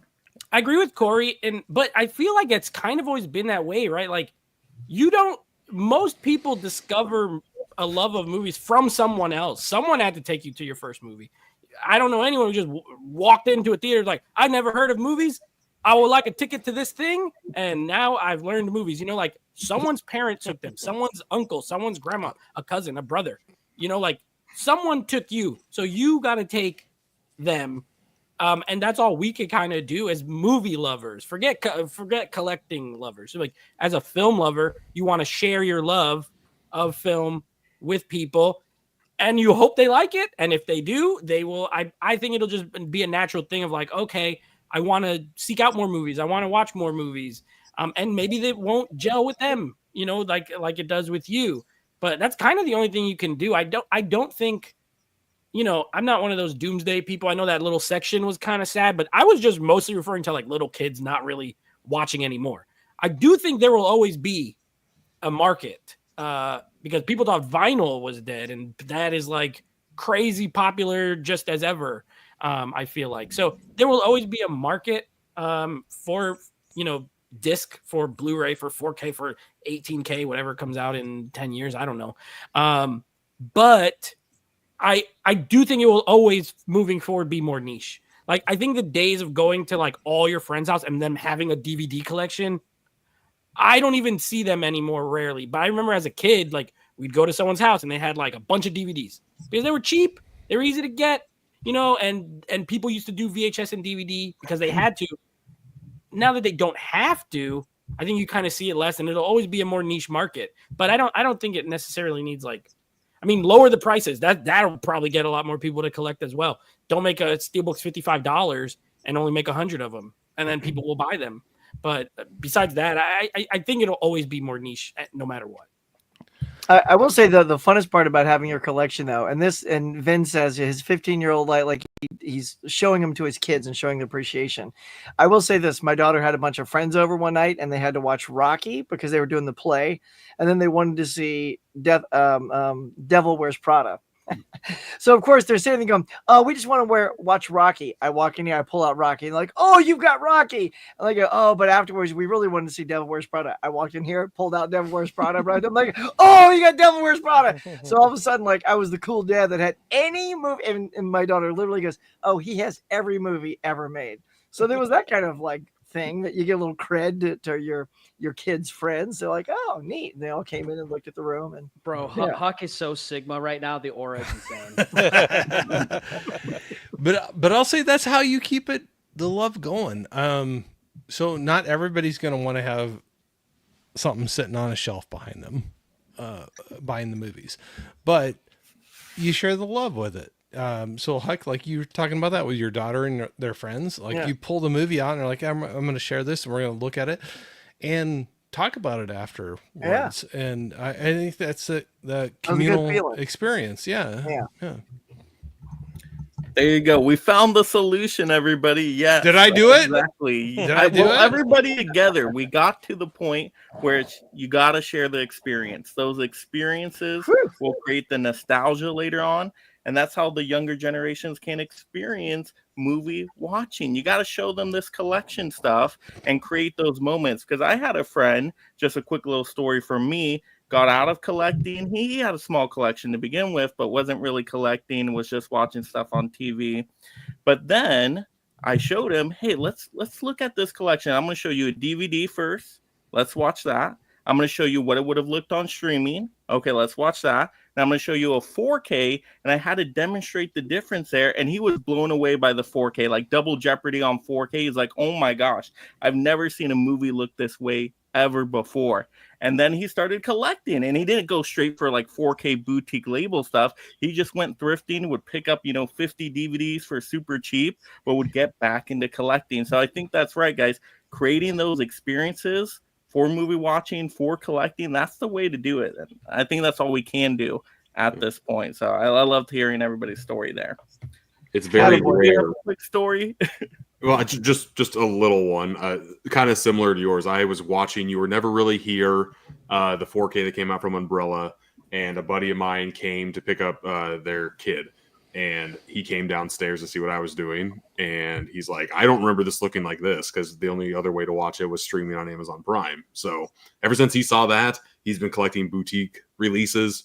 He already collected like Blu-rays and 4Ks, but he didn't really know what boutique releases were. So now he's starting to go down that rabbit hole. Nice. But I'll say, even whether you're buying it or streaming it, whatever, like, share that experience with somebody. I had so many great experiences before I could drive. My mom was super sweet and would take me to movies, and some of the times there were not movies she'd want to watch, and she'd walk out and go to the PG one next door, and let me watch it. But it was such a experience that you had with other people. And I think anymore with our phones and things like that, where you're isolated, you're just doing something yourself on the phone. And I'm rambling now, but I think movies and things like that, it's meant to be taken in together and have a conversation about it. Whether you both like it or not, it doesn't matter, but you both experienced it at the same time, and you talk about it, you share with each other about it. I like what Jake and Mike said about the movies not like showing people it looks good on disc. Cause like, man, you ever watch a streaming movie and then like, oh yeah, I have it on disc. And it's just like so night and day. Like even if it's not an OLED TV, but I have that eye now where it's like, damn, that's not 4K. That's a 1080p. Or like, that's not a true 4K. That's not HDR. That's not even Dolby Vision. You know, like I'm at that part of my movie watching. And I think just because I watch so many movies on disc, and like I remember refusing to watch Kenobi on Disney Plus because like the stream was so bad because like this like the compression of the video, and that's my wife like was like, it does look kind of ugly, and I'm like, yeah, it does. And we eventually, because I'm a sucker for Star Wars, I had to push through. But when they put the Steelbook, I was like, can't wait to actually see it look good. And then they hit me with a $50 price tag, and I was like, never mind, I didn't like it that much. But I think I'm so happy to hear I'm not the only one that's like, ew, blotchy blacks, not HDR, ew. Drives me nuts. Well, not even visually, but the sound quality is way better if you get it on physical, because you're getting the source right there. It's like listening to vinyl versus streaming music. It's a whole other experience, a whole other immersion that you're getting. But Chris, like kind of what you're hitting on too, you can still agree that it's better, but the prices have gone up so much that that's where I'm kind of afraid some younger people that might get into this might be shied away from, like, oh, this Steelbook's coming out, it's $55, or whatever, for one movie. And I think they're hurting themselves with some of the pricing. Corey, I'm going to build off of that point for our next segment here. We want to keep this summit going. So physical media announcements and pickups. We're going to go through this segment very quickly because we do have a last segment that I do want to get to and spend some time on. So hopefully you guys have a few things maybe you want to show off here or at least talk about. But for announcements for me, nothing day one. I'm not excited for anything day one because I'm a sale and a deal person. So I'm more excited for announcements for sales. For example, Criterion, July sale. We know it's going to happen. I get super pumped for that because, hey, now I can pick up all the Criterions I missed throughout the whole last 6 months. And so that's what I'm excited for, at least coming up. Now, what I wanted to show off, I got 3 titles. I wanted to keep it super simple to go along with the deal and sale theme. And once again, how do we get more people into collecting? Well, like you said, Corey, those prices would scare people away, but you can get stuff on the cheap. Let me show you guys. So, The General's Daughter, 4K Kino Lorber, $16 off of Amazon. Not even just Kino sale. You could get this off of Amazon. I still think right now for around $16. That was phenomenal. Amazing movie. I love that price for a 4K. That's what I'm willing to pay for a 4K. So if somebody does want to experience 4Ks, there's cheap options out there. So that's what I love about collecting right now.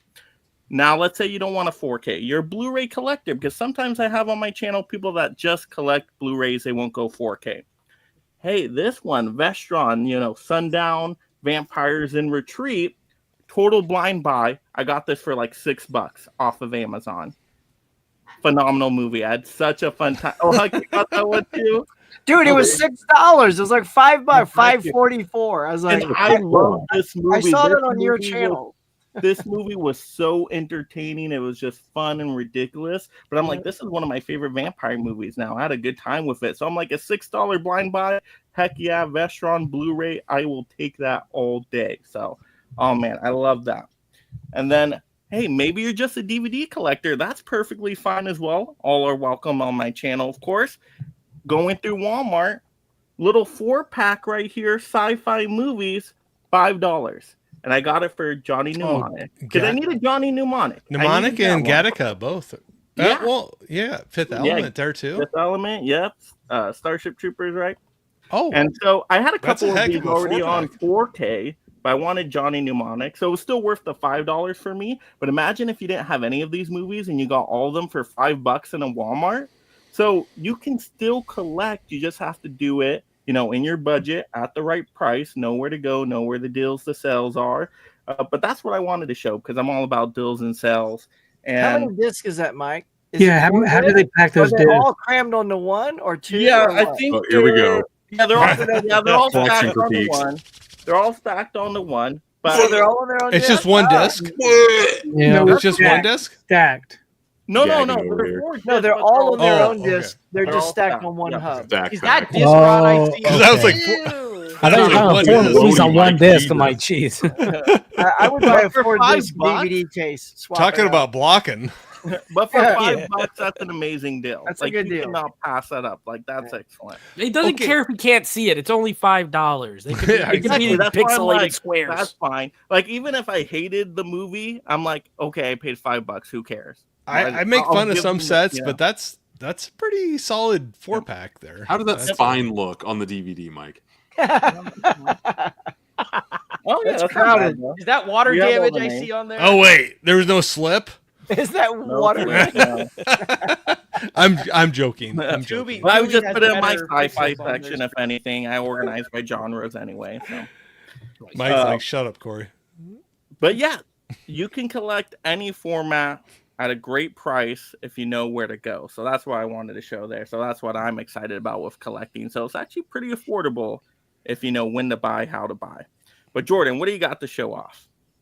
As far as day one stuff, the only thing that comes to mind right now for me, honestly, is Lethal Weapon. That's a day one for me. I have it already pre-ordered, ready to go. And there's certain titles for me that it's like, no, these are day one. Doesn't happen all the time. For me, Tombstone, it was, even though it was Stoic, but I had a coupon, so I didn't pay full price for that. But as far coupon? as sales, a what? A coupon. A coupon. For sales, I got this at the recent Amazon Scream Factory sale. So Silver Bullet. Oh yeah. I got this, I think it was like $20, $20. So I mean, for a boutique label, 4K, it's not terrible. Wait, Jordan, can you open that up ever so sensually to show off like the reverse cover art? It's so Oh wait, the 4K doesn't have it because That's okay. Bailey left it for the Oh. Blu-ray. That's so- okay. That's all right. I've got other stuff here I could show off. Take a stab. Go, Chris. But I think too, and I wanted to talk about this one too, because this is a perfect example of what I had talked about blind buys that I would have never in my life ever thought about picking this up. And I got this. It's 40. It's a boutique label. It's from Severin, but it's Santa Sangre. Now I would have never ever thought about picking this up. But one of my buddies, you guys probably know Bearded Film Guy, Chris, he told me about it. He said, dude, just pick this up. It was $40 on sale on Severin. And I fell in love with it. And I absolutely love the movie. And it's kind of a weird biopic of, it's like not a biopic. It's just a life story of someone. But I think this is a perfect example of what I meant by I blind buy to an extent, right? It has to be recommended to me. So those are a couple of the stuff that I wanted to show off that I got. That Santa Sangre one was phenomenal. I really enjoyed that. All right. Is that a Jeff Van. 4K? It is. Yeah. It's, I'll show you 40. Sorry, I just No, you're good and this is what I talked about, like with boutique labels and why I would rather get, less titles, but more boutique labels because stuff you're getting with it. But for $40, you're getting 2 Blu-rays, a 4K, and the CD. That's a nice fold out there. Yeah. So, yeah, I thought it was a great deal and something really cool. You guys. All right, Jeff Man.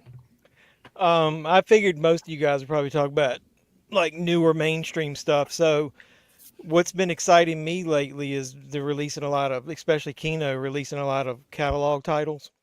So as far as one of the movies that I've been waiting to get on a good Blu-ray, much less 4K, is the John Cryer movie Hiding Out got announced.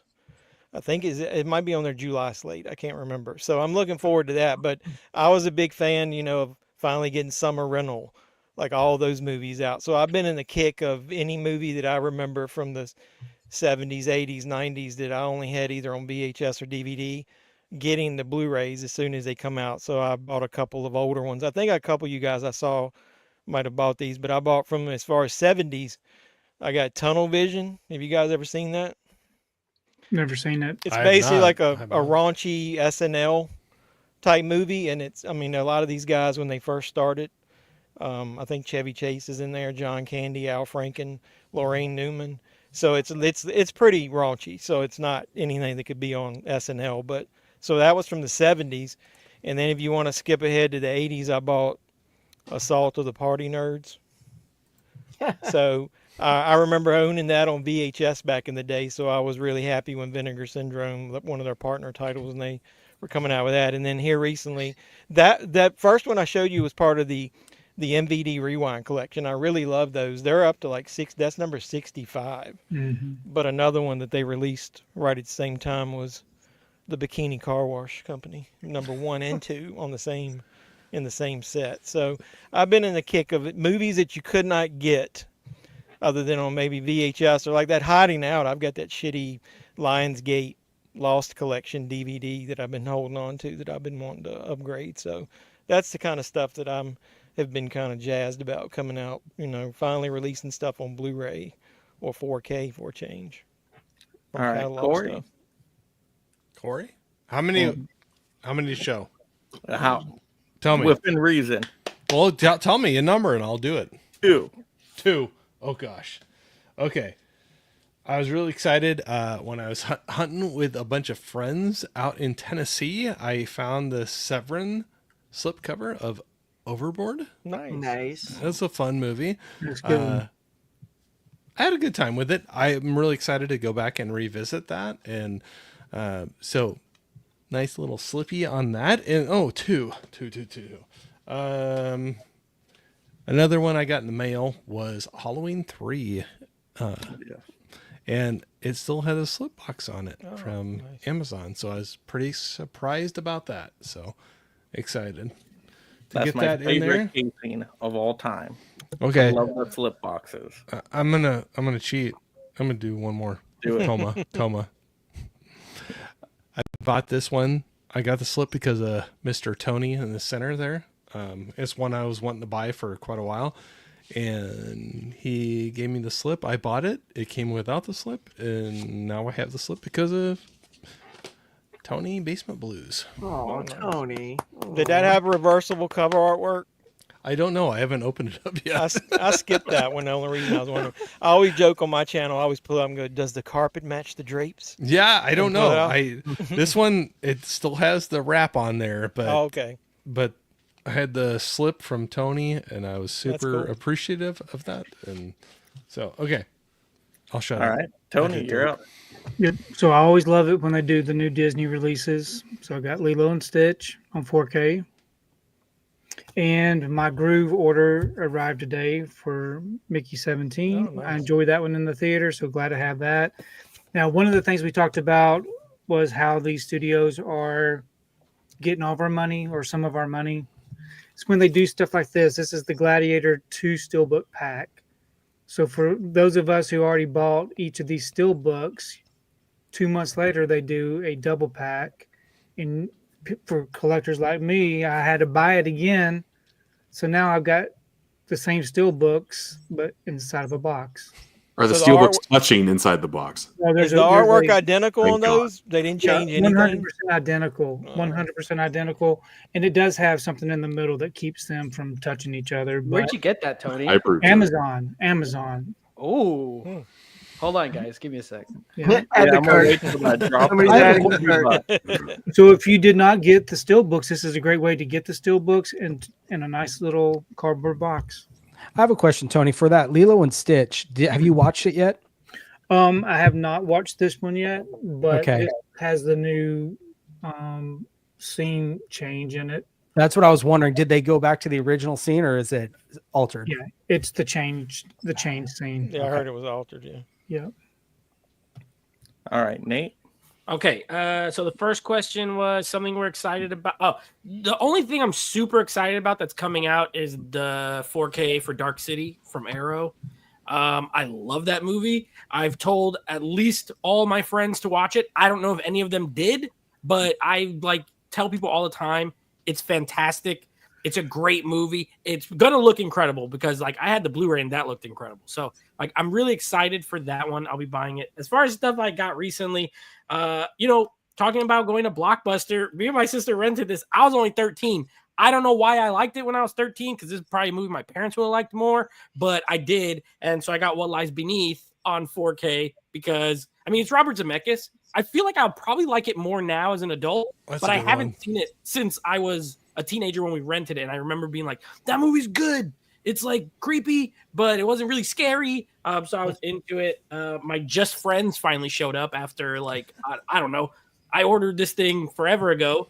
And it showed up. So I got that. And I remember someone on YouTube saying there was no features on it. And this has a bunch of features on it. So I don't know. That's what they fixed. That's when they were delayed. They fixed the audio and then you got your special features. Wow. So I got the better version by getting delayed. All right. Shout out to them for delaying me then. I know a lot of people that were waiting a long time for that one. Yeah. And then the last one, as far as the deals, like Mike likes to do, I do like to trade movies, or I'll sell them to this used bookstore that I go to down here that has like crazy amount of movies. I'm a Spielberg fan all the way. So for like $4, I got Always on Blu-ray. Just so I can awesome movie. Yeah, I do like this movie a lot. So like I was like, oh, $4, and it's one of the ones I didn't have, like a Spielberg movie I didn't have already. So I grabbed that too. So buying stuff like this helps me be able to pay for the other ones and not feel mad about it. All right, Huck. Well, coming out, I will say that the one I'm most excited for is Swordfish from Arrow. I freaking love Swordfish. I think that's such a great Hugh Jackman, Halle Berry flick. And then to dive into the whole sales thing, because I love sales, just going to tap on two things. The one sale from Groove, where it's like 2 for $16 or something. Picked up Abigail and American Fiction. If you guys haven't seen American Fiction, it is unbelievable. It's so good. And of course, a month after I did this, Abigail comes out on 4K. Awesome. Had no clue. But I'm cool. You know what I mean? Now that I have it, I'm not going to upgrade. Then patience became a virtue. I did not jump on this movie when it first came out, but thanks to the Amazon 3 for $33, I finally picked up Godzilla -1 for $11. Love that. And then just to wind it out, I also got Singing in the Rain and San Andreas, which is, I think, a fantastic disaster movie. So what a triple feature that would be. Godzilla, that right there. Right? Oh, wow. In the middle, watch Singing in the Rain. Right, then, a palate cleanser. Yeah. Singing in the Rain, get your hopes back up, and then you dive back into some other disaster movie. Right on, man. All right, Chris. All right, buckle up, guys. Actually, when Mike was talking to me now, Kino announced another sale. So make sure you guys tap into that right after. Shush. I don't want to hear about any more sales. No, Chris, no. But so a couple sales I'm looking forward to. When Arrow is going to eventually do their Barnes & Noble, I got to pick up that Cruising 4K. I had the Blu-ray. Loved the movie. Want to upgrade it to 4K, so I sold my Region B. Very solid release. Yeah. So I want to get that. There's a physical copy at my Barnes & Noble with my name on it. And then I also really want to get Zombies from Lucio Fulci from Arrow that got announced as a 4K. And then also the Stuff from Larry Cohen, because I love the Stuff. Mm-hmm. Honestly, I always wanted to pick up that Blue Underground 4K for Zombie, but I don't collect Blue Underground. It's just one of those collector things where it's like, I'm going to wait till Arrow does it. And they did it. So got to get that. I'm trying to think which Arrow cover are you getting? Probably the Arrow original commission. I think they're just more unique. I really wanted to do that for the Hellraiser Courtlet of Terrors. I wanted to get the Chatterbox alternate Arrow exclusive, but once I saw it was the foldable release and it wasn't like actual cases, I was like, that seemed lazy. So I ended up getting the box set instead. But yeah, so for the announcements, I'm excited for those. For releases, so at Figure Out Films, I review movies, but I also do action figures because part of loving movies was getting the action figures. So my hobbies have been expensive. So I got the Hayden Christensen Attack of the Clones. Anakin Skywalker is kind of hard to see, but pretty excited to have him. Let's see if I can focus. Who put that out? Hot Toys. They're a Hong Kong. That's a hot toy? Dang. That's a hot toy. Yeah. Do you do a NECA at all? I do NECA for horror, and I have quite a few pickups from my birthday was last month, so I made quite a few pickups. I picked up the Evil Dead double pack and the finally released Pamela Voorhees NECA. So I have them. I'll be reviewing soon. In terms of physical media for movies, as a gift, speaking of all the Severin love, which when I lived in Chicago, I went to the Music Box pretty frequently, and there's always a Severin table there, and I always like to haggle and tease the guys there because I'm a Vinegar Syndrome guy. I like Vinegar Syndrome more, and Severin's like the little brother I push in the corner or in the locker. So I like to haggle with those guys. But I did get for my birthday a Severin box set, and I got this Nasty Habits Nunsploitation box set. I started digging into one of them, and let me tell you guys, it is quite interesting. Not appropriate probably for the live stream. Tony does not approve. Next topic. And then the next one, I got the Tenet Vinegar Syndrome release. I got this from a friend on a discount. And then I also did the Amazon 3 for $33 with Godzilla, Scarface, and finally this Terminator, which I was so shocked to see was on sale. And then I'm waiting in the mail. I've been busy. Tony sending me his Heart Eyes Blu-ray with the red case as well in the mail coming soon. Right. That's it for me. I got to hang out with Tony when he was buying those red cases to put the heart. I bought 3 red cases. I gave away 2 red cases. Were they all Age of Ultron? One?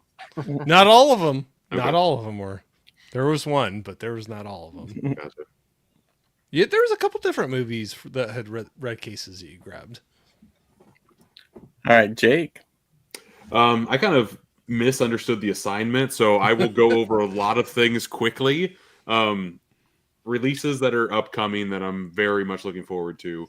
Small Soldiers on 4K. Loved that movie as a kid. Cannot wait to get that Steelbook. Nice Guys from Second Sight. Absolutely love that movie. Oh, yeah. I can't believe Second Sight got that movie, and I cannot wait to see the transfer and all the extra goodies on it. And then A Nightmare on Elm Street, the 4K collection.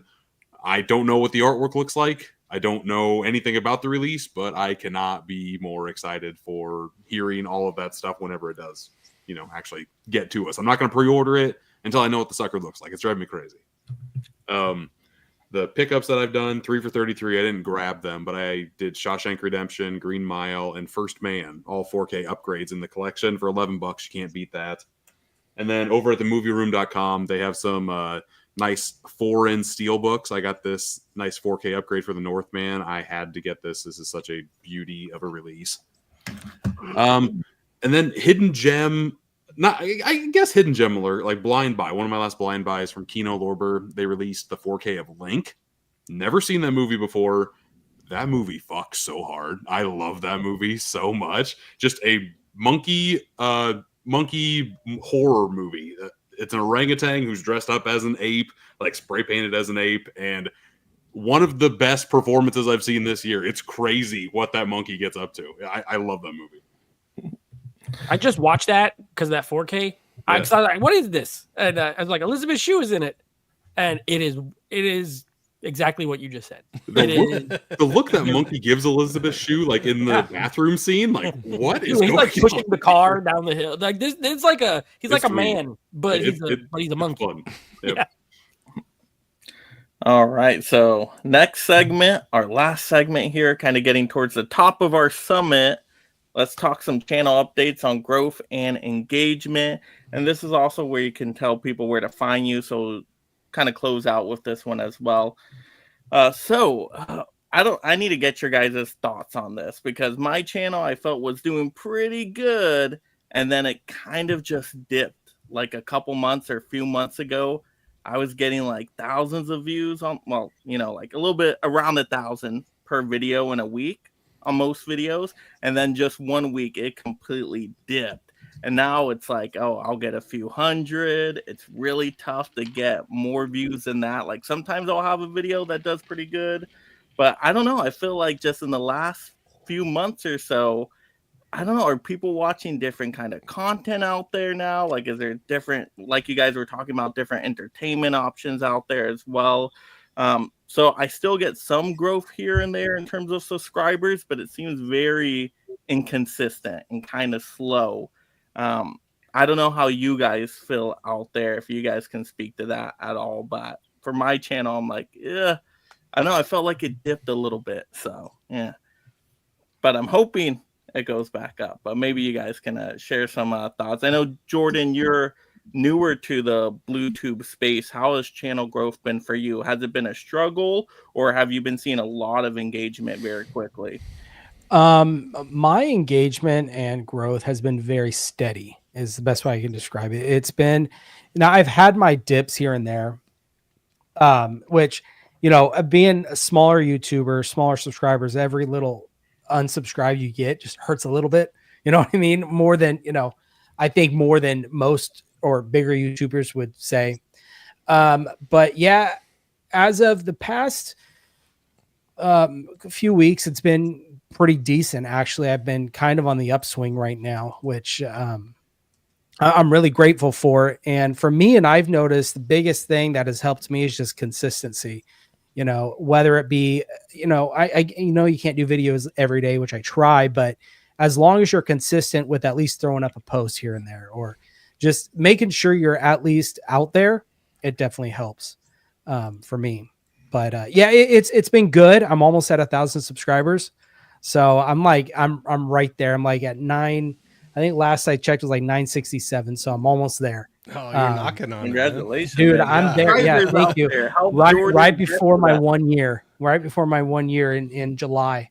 But I was gonna say, anybody in here right now that has not subscribed, Mike, you put all the links in the chat. Oh yeah, right? all the links. Cool. Get out there. Let's get them to 1K. To entice you guys, I'm doing a 1K. giveaway. I'm doing a giveaway for my 1K. I'm giving away this. Nice. So you just have to subscribe and follow me on Instagram and let me know you want to enter. That's all you have to do. So, man, you sold me, Jordan. I'm going to subscribe now. Yeah, I mean, what? But yeah, that's the big update that I'm doing is that, and then just on the grind, just keep doing it, having a lot of fun while I'm doing it. Nice, that's good. Jeff, man, how about you? If you guys didn't know, my channel started out pretty much all action figures. I used to make custom action figures, and so maybe the first year of my channel, that's what I was doing. And then a couple people started asking me questions about movies, and I did a couple streams, and then they didn't realize that I collected physical media. And so it morphed after that first year and a half over to all physical media. And that's why I changed. I came up with the cheesy moniker, JeffMan316. I'm your pop culture reporter. If anybody doesn't know, I used to like the show, The Night Stalker, and he was a member of the press. I saw this hat in Target, and I was like, shit, that looks like the one he used to wear, other than it's a little smaller. So I just did that to be funny and cheesy. I think my channel grew pretty steadily before last year. My job changed pretty, not that I'm saying I'm important or anything, but it became more of a focus for me, my job. And then I found that I wasn't spending enough time with my family or watching my movies. So over the last 6 months or so, my content hasn't been what it needs to be. So I know what I need to do to grow my channel. Number one, I need to probably do more shorts and stuff like you guys have been talking about. Because I randomly do one, and then I would just get 1,000 views like instantly. I'm like, what happened? Like, I don't do those. So I'm just not good at those. So I need to do that. I need to do more engagement. Like, I think I'm subscribed to all you guys, other than I don't think I've met Nate before. So it's great meeting you. And I don't think I've met Chris or Corey. So I appreciate you guys including me. My job should settle down a little bit this summer, and I'm hoping to start doing more on it. I would love to, if you guys would come on every once in a while. Maybe I could talk to you guys about collecting and why you collect, because I think that's important, not just for my channel, but for the community, like you said, about promoting physical media. And if you can get two people that are really engaged talking about it, I want to start doing more of that. So hopefully maybe you guys will help me with that. And then I've pretty steadily started back doing live streams. I usually do a watch along, and it's usually something really cheesy that some of my regulars pick, and we do it Sunday nights, 10 p.m. Eastern. A lot of times we pick, I pick something that I own, but something that's maybe available free to stream on like Tubi or something like that, because there's a couple of my regular subscribers from back in the day that can't afford physical media right now. So I want to give them the opportunity to enjoy movies with me. So we bullshit for 2 hours, and half the time don't even watch the movie. So yeah, I'd appreciate it. Maybe you guys drop over throw some chat, in there and help engage with those people as well. Because I've built a small little core audience. I just need to do more on the channel, so it's all on me. And hopefully this summer I'll be able to get it back out there. I think at 3,800 subscribers. Oh, awesome. Yeah. It's awesome. I hit 3,000 pretty good, and then the last one is dragged, but I know it's all me. So, like I said, hopefully I can engage with some of you guys more. You guys are awesome. I appreciate you guys including me on this. I watch, like I said, a majority of you guys before I ever even, became, tried to do YouTube as much as I have done. So we kind of come along together, and I've been watching a lot of you guys all along. So I really do appreciate you guys including me on this. Absolutely. And I love that live stream idea right there. I think so. We need more live streams out there because I remember like 6 months to a year ago, I would come home from work and there would be like 4 or 5 live streams going on at one time. And it was so cool. I'm like, it's like YouTube TV. I can go here. I can, jump around a little bit, get into the chats. And I'm like, sometimes I'll go on now and some nights you won't have a live stream happening. So I'm not sure what happened with all of that. If it's, some BLU-TUBERs kind of left the YouTube space, or maybe you guys can, shed some light on that. But I remember, it was so awesome with that many live streams happening. Well, I want to jump in one more thing I forgot to mention. You mentioned live stream, made me think every Sunday or Monday, it's either or. I always go live with a bunch of my buddies.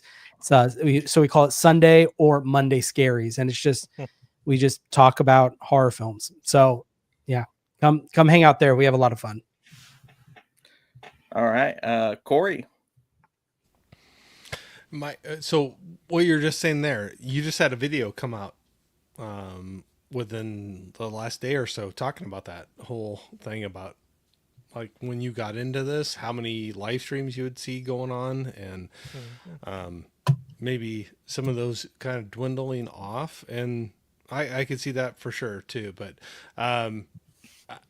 really excited about everybody that's going on with their channels and doing things like this. So I'll just say, yeah, I'm out there. I'm trying to do my little thing. I know there's a lot more I need to do. A very small channel compared to all you, so I appreciate you having me on and let me take part in this. But I'll say as small as my channel is, I have been very, very happy with the interaction I've had with the people that have subscribed, that are jumping in to the live streams. So I'll say that however small I am, anybody that's jumping in, you're very much appreciated. I love y'all, and it keeps me going, keeps me jumping out and doing live streams. So thank you. I'll stop at that. All right, Tony, you've been here the longest out of any of us. So Yeah. what has that journey been like? 12 years. It's been a hard, long journey, 12 years, but I have to kind of slow down a little bit. I was doing a video every single day, but back in January, I decided to just kind of slow it down. Too much going on with work and my health and stuff. But I get up at 4:30 in the morning, and I don't usually get home to about 4:30 in the afternoon. So that's a long day of work, and then finding the time to watch a movie. I do watch a movie every single day. I log it on Letterboxd and do a little mini review. So all of that takes time. So I have slowed it down, but I have noticed since I slowed it down that the growth has slowed down also. But I do have my core audience of people who will comment on all my videos. People that kind of stick with you. I do miss all the live streams that were happening. I'm sure that there's a lot still happening. I know I've gone into a couple of Jordan's live streams and of course Nate's, every once in a while Corey's, but time is so hard to find. But yeah, I think just being consistent, and of course if anybody's consistent, Mike, you're always consistent with your videos. So just keep doing what you're doing. The people will keep coming. Sometimes there's just a lull in those things, but just keep doing what you love to do and people will come. Nate? Yeah, as far as the channel goes, yeah, we're a smaller channel too, like 1,800 subscribers. We're like we actually got a few. We started doing so speaking of live streams, we're going back to doing live streams every week, which we used to do, but it became a lot to do it. But now we're going back to it. So every Sunday, so not you know, watch us, watch Jordan. I don't know what time he goes on. You do one after the other. You can watch ours on a. I don't care if you watch it on a replay. It's a view is a view, right? It's okay. We usually go on Mondays, so you're good. We'll tag team. So we do. We're gonna go back to every Sunday. Really, the videos that have been doing best for us have been when we're doing the franchise rankings. Tony's been on one. He came on for Alien, which was a lot of fun. Where we just take the franchise and go through the whole thing and then rank it, talk about it. We just did the Oceans movies. So Oceans 11, the original, the remake, 12, 13. Anyway, so those have been doing pretty good. I'm not the analytics guy. Alex does all. He's the one that uploads it. I pretty much just show up to work and talk and, make videos if I can. But, I think as far as just content in general, like I've stopped doing as many videos, but I'm also starting a new job. Life sometimes happens. And we also do a podcast. So it's like, okay, I gotta, as far as time, I only have so much time. So to watch movies for a podcast and then watch all these movies to do a franchise ranking, just watching the movies ends up being, a lot of hours. So we do what we can, but we're back to live. And I think the channel's doing fine for what it is. Like you're always going to get what you put into it. We're doing one thing a week. That's what, it'll grow as it grows, but we do it for fun. We love the chats. I love reading the chat when people come into our live stream. So in a couple weeks, we're doing Star Trek, all the Star Trek movies. So That's going to be a fun franchise ranking, but I got to start watching those now to be able to finish by the time we actually do that. So channel's doing fine. It's fun. I still like talking about movies. So until I don't, I'm having a good time.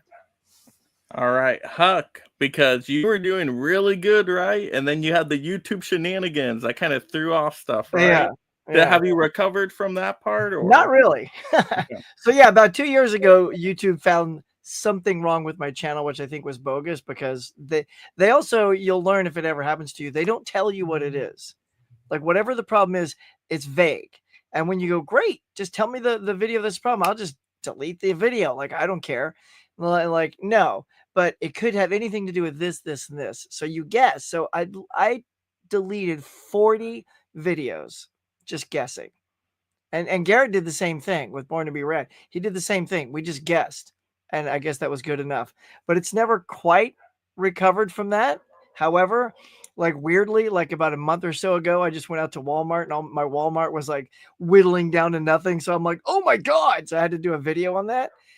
Dude, 20,000 views on that video. I'm like, what? Like honestly, that I don't understand. I feel like that's an absolute fluke that happened. But that, was a sudden surge in the channel. A lot of those people, and I was engaging with everybody in the chat. There were hundreds. And then that pumped up a couple hundred extra subscribers just off that one video. And then suddenly I hit 5,700 subs. So I was like, wow. But then, it's pretty normal though.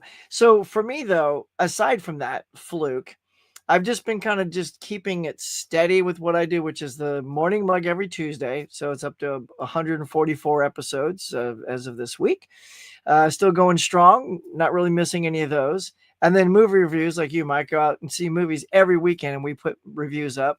And then I do my 52-week movie challenge and I do a video on that. So it's mini shorts and then the one live. And then, time-wise too, like you, Tony, with work, it's just like trying to create a video. Like I've got stuff to make a video with, like 2 things right over here. But it's also finding that time because at night now it's just, kind of wiped from work, want to spend time with the family. So it's just kind of like, I think that's why our channels are so steady because I'm not really overdoing it like I did a couple of years ago. So, but I am trying to maintain a level of normalcy so people stick around. So the movie reviews, the morning mug, and then those occasional things. And then also I do the Huxtamizations where I customize videos. Got a big old stack of those over here, but those take time. And it's time I don't have right now. So So yeah, so it's a weird thing, algorithms with YouTube. I'm like with you, Mike. It's like used to be 1,000 per, now it's just a couple of hundred. But then all of a sudden, that one video is like people like, oh my god, Walmart, no. And look, I took a swing on that too. I knew it was just total like I'm gonna just make a stupid clickbait. It's over, like totally like over the top like thumbnail. I guess it worked for the one. All right, Chris. Yeah, I don't know, guys. I looked at my channel. I started 6 years ago, and it was with this crummy shot in a potato Alien review, and then Criterion Bergman box set. It's 6 years ago, and I don't know, YouTube. It was just really cool to just talk about movies because like I didn't have too many people around to talk about movies, and then I did podcasting, and like now, last year I said, you know what? I am not worth the subscribers I'm at. I should have more because I don't really put much effort into it. So I tried hard for the year, and we're at like almost 1,300, I think now. I don't know.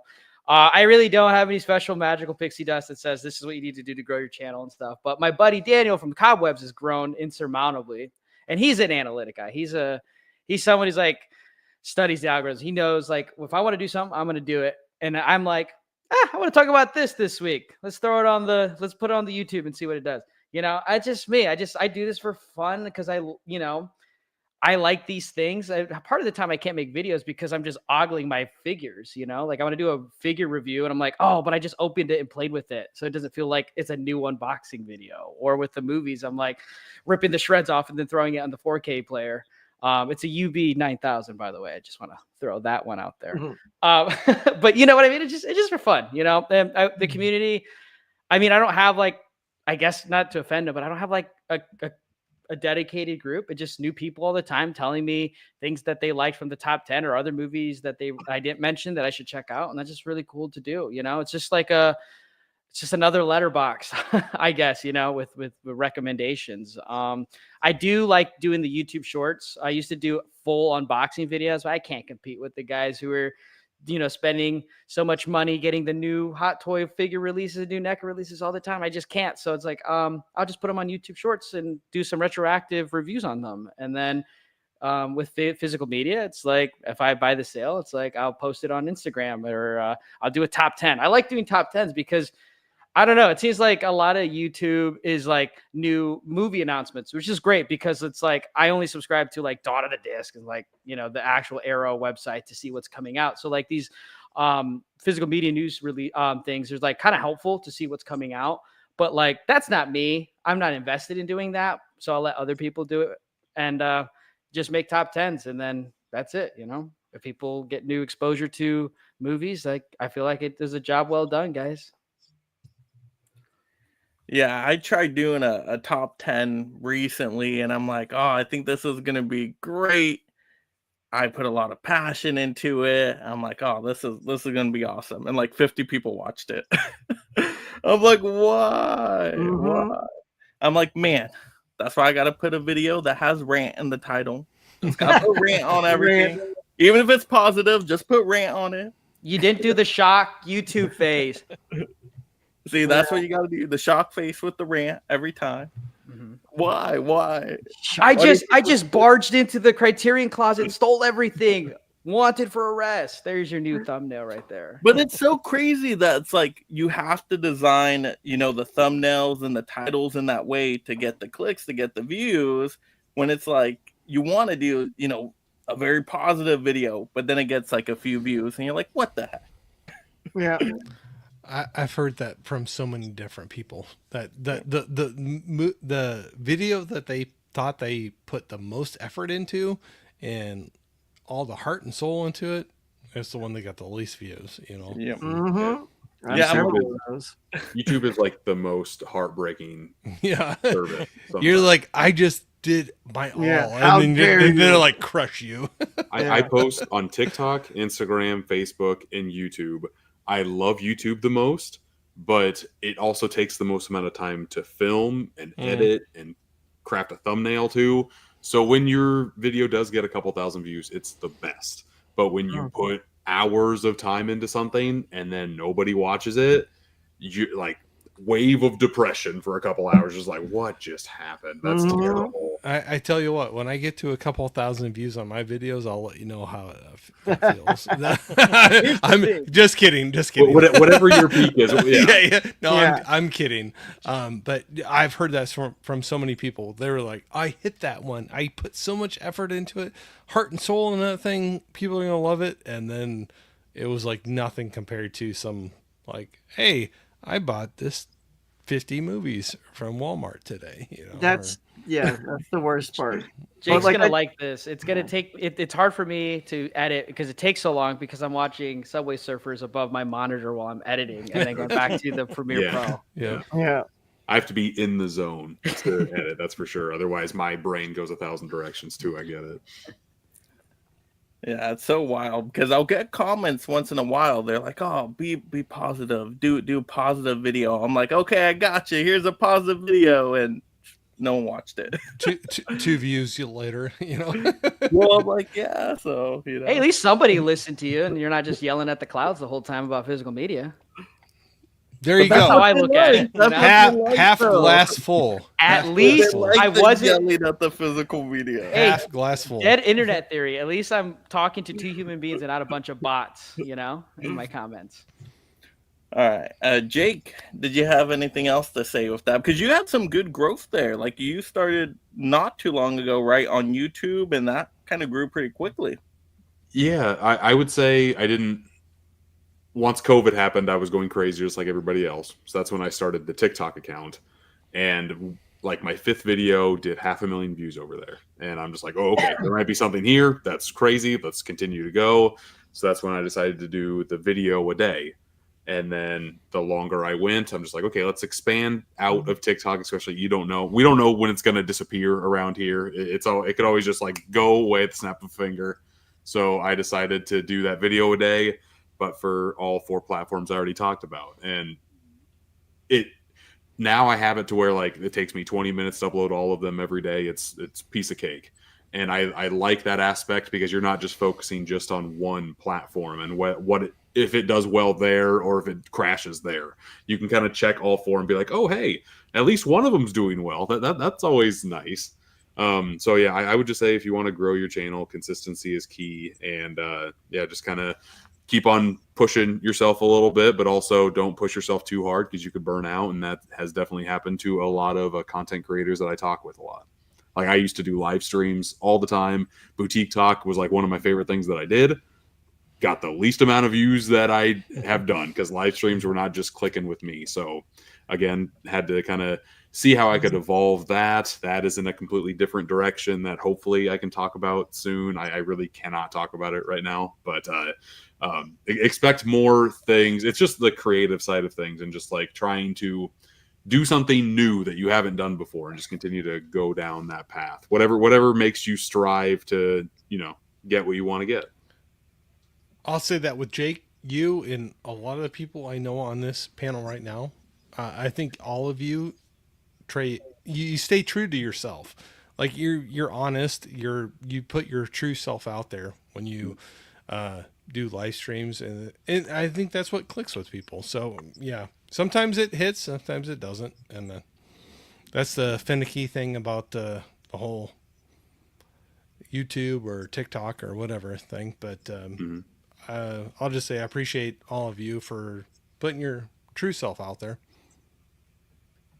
And on that note, and Corey kills the conversation. No, that was perfect. That was a great way to kind of close out this summit. Thank all of you for you guys being here tonight. We had a lot of great stories to share and talking about collecting and movie watching and how we can save movie fandom and talking about our channel. So I had a blast tonight. I thought it was really constructive for our first annual summit. So next year we'll see how things change and kind of move forward with movie watching and collecting. But thank you all for being here. Audience out there, if you haven't yet, once again, click the like, click the subscribes, the notification bells.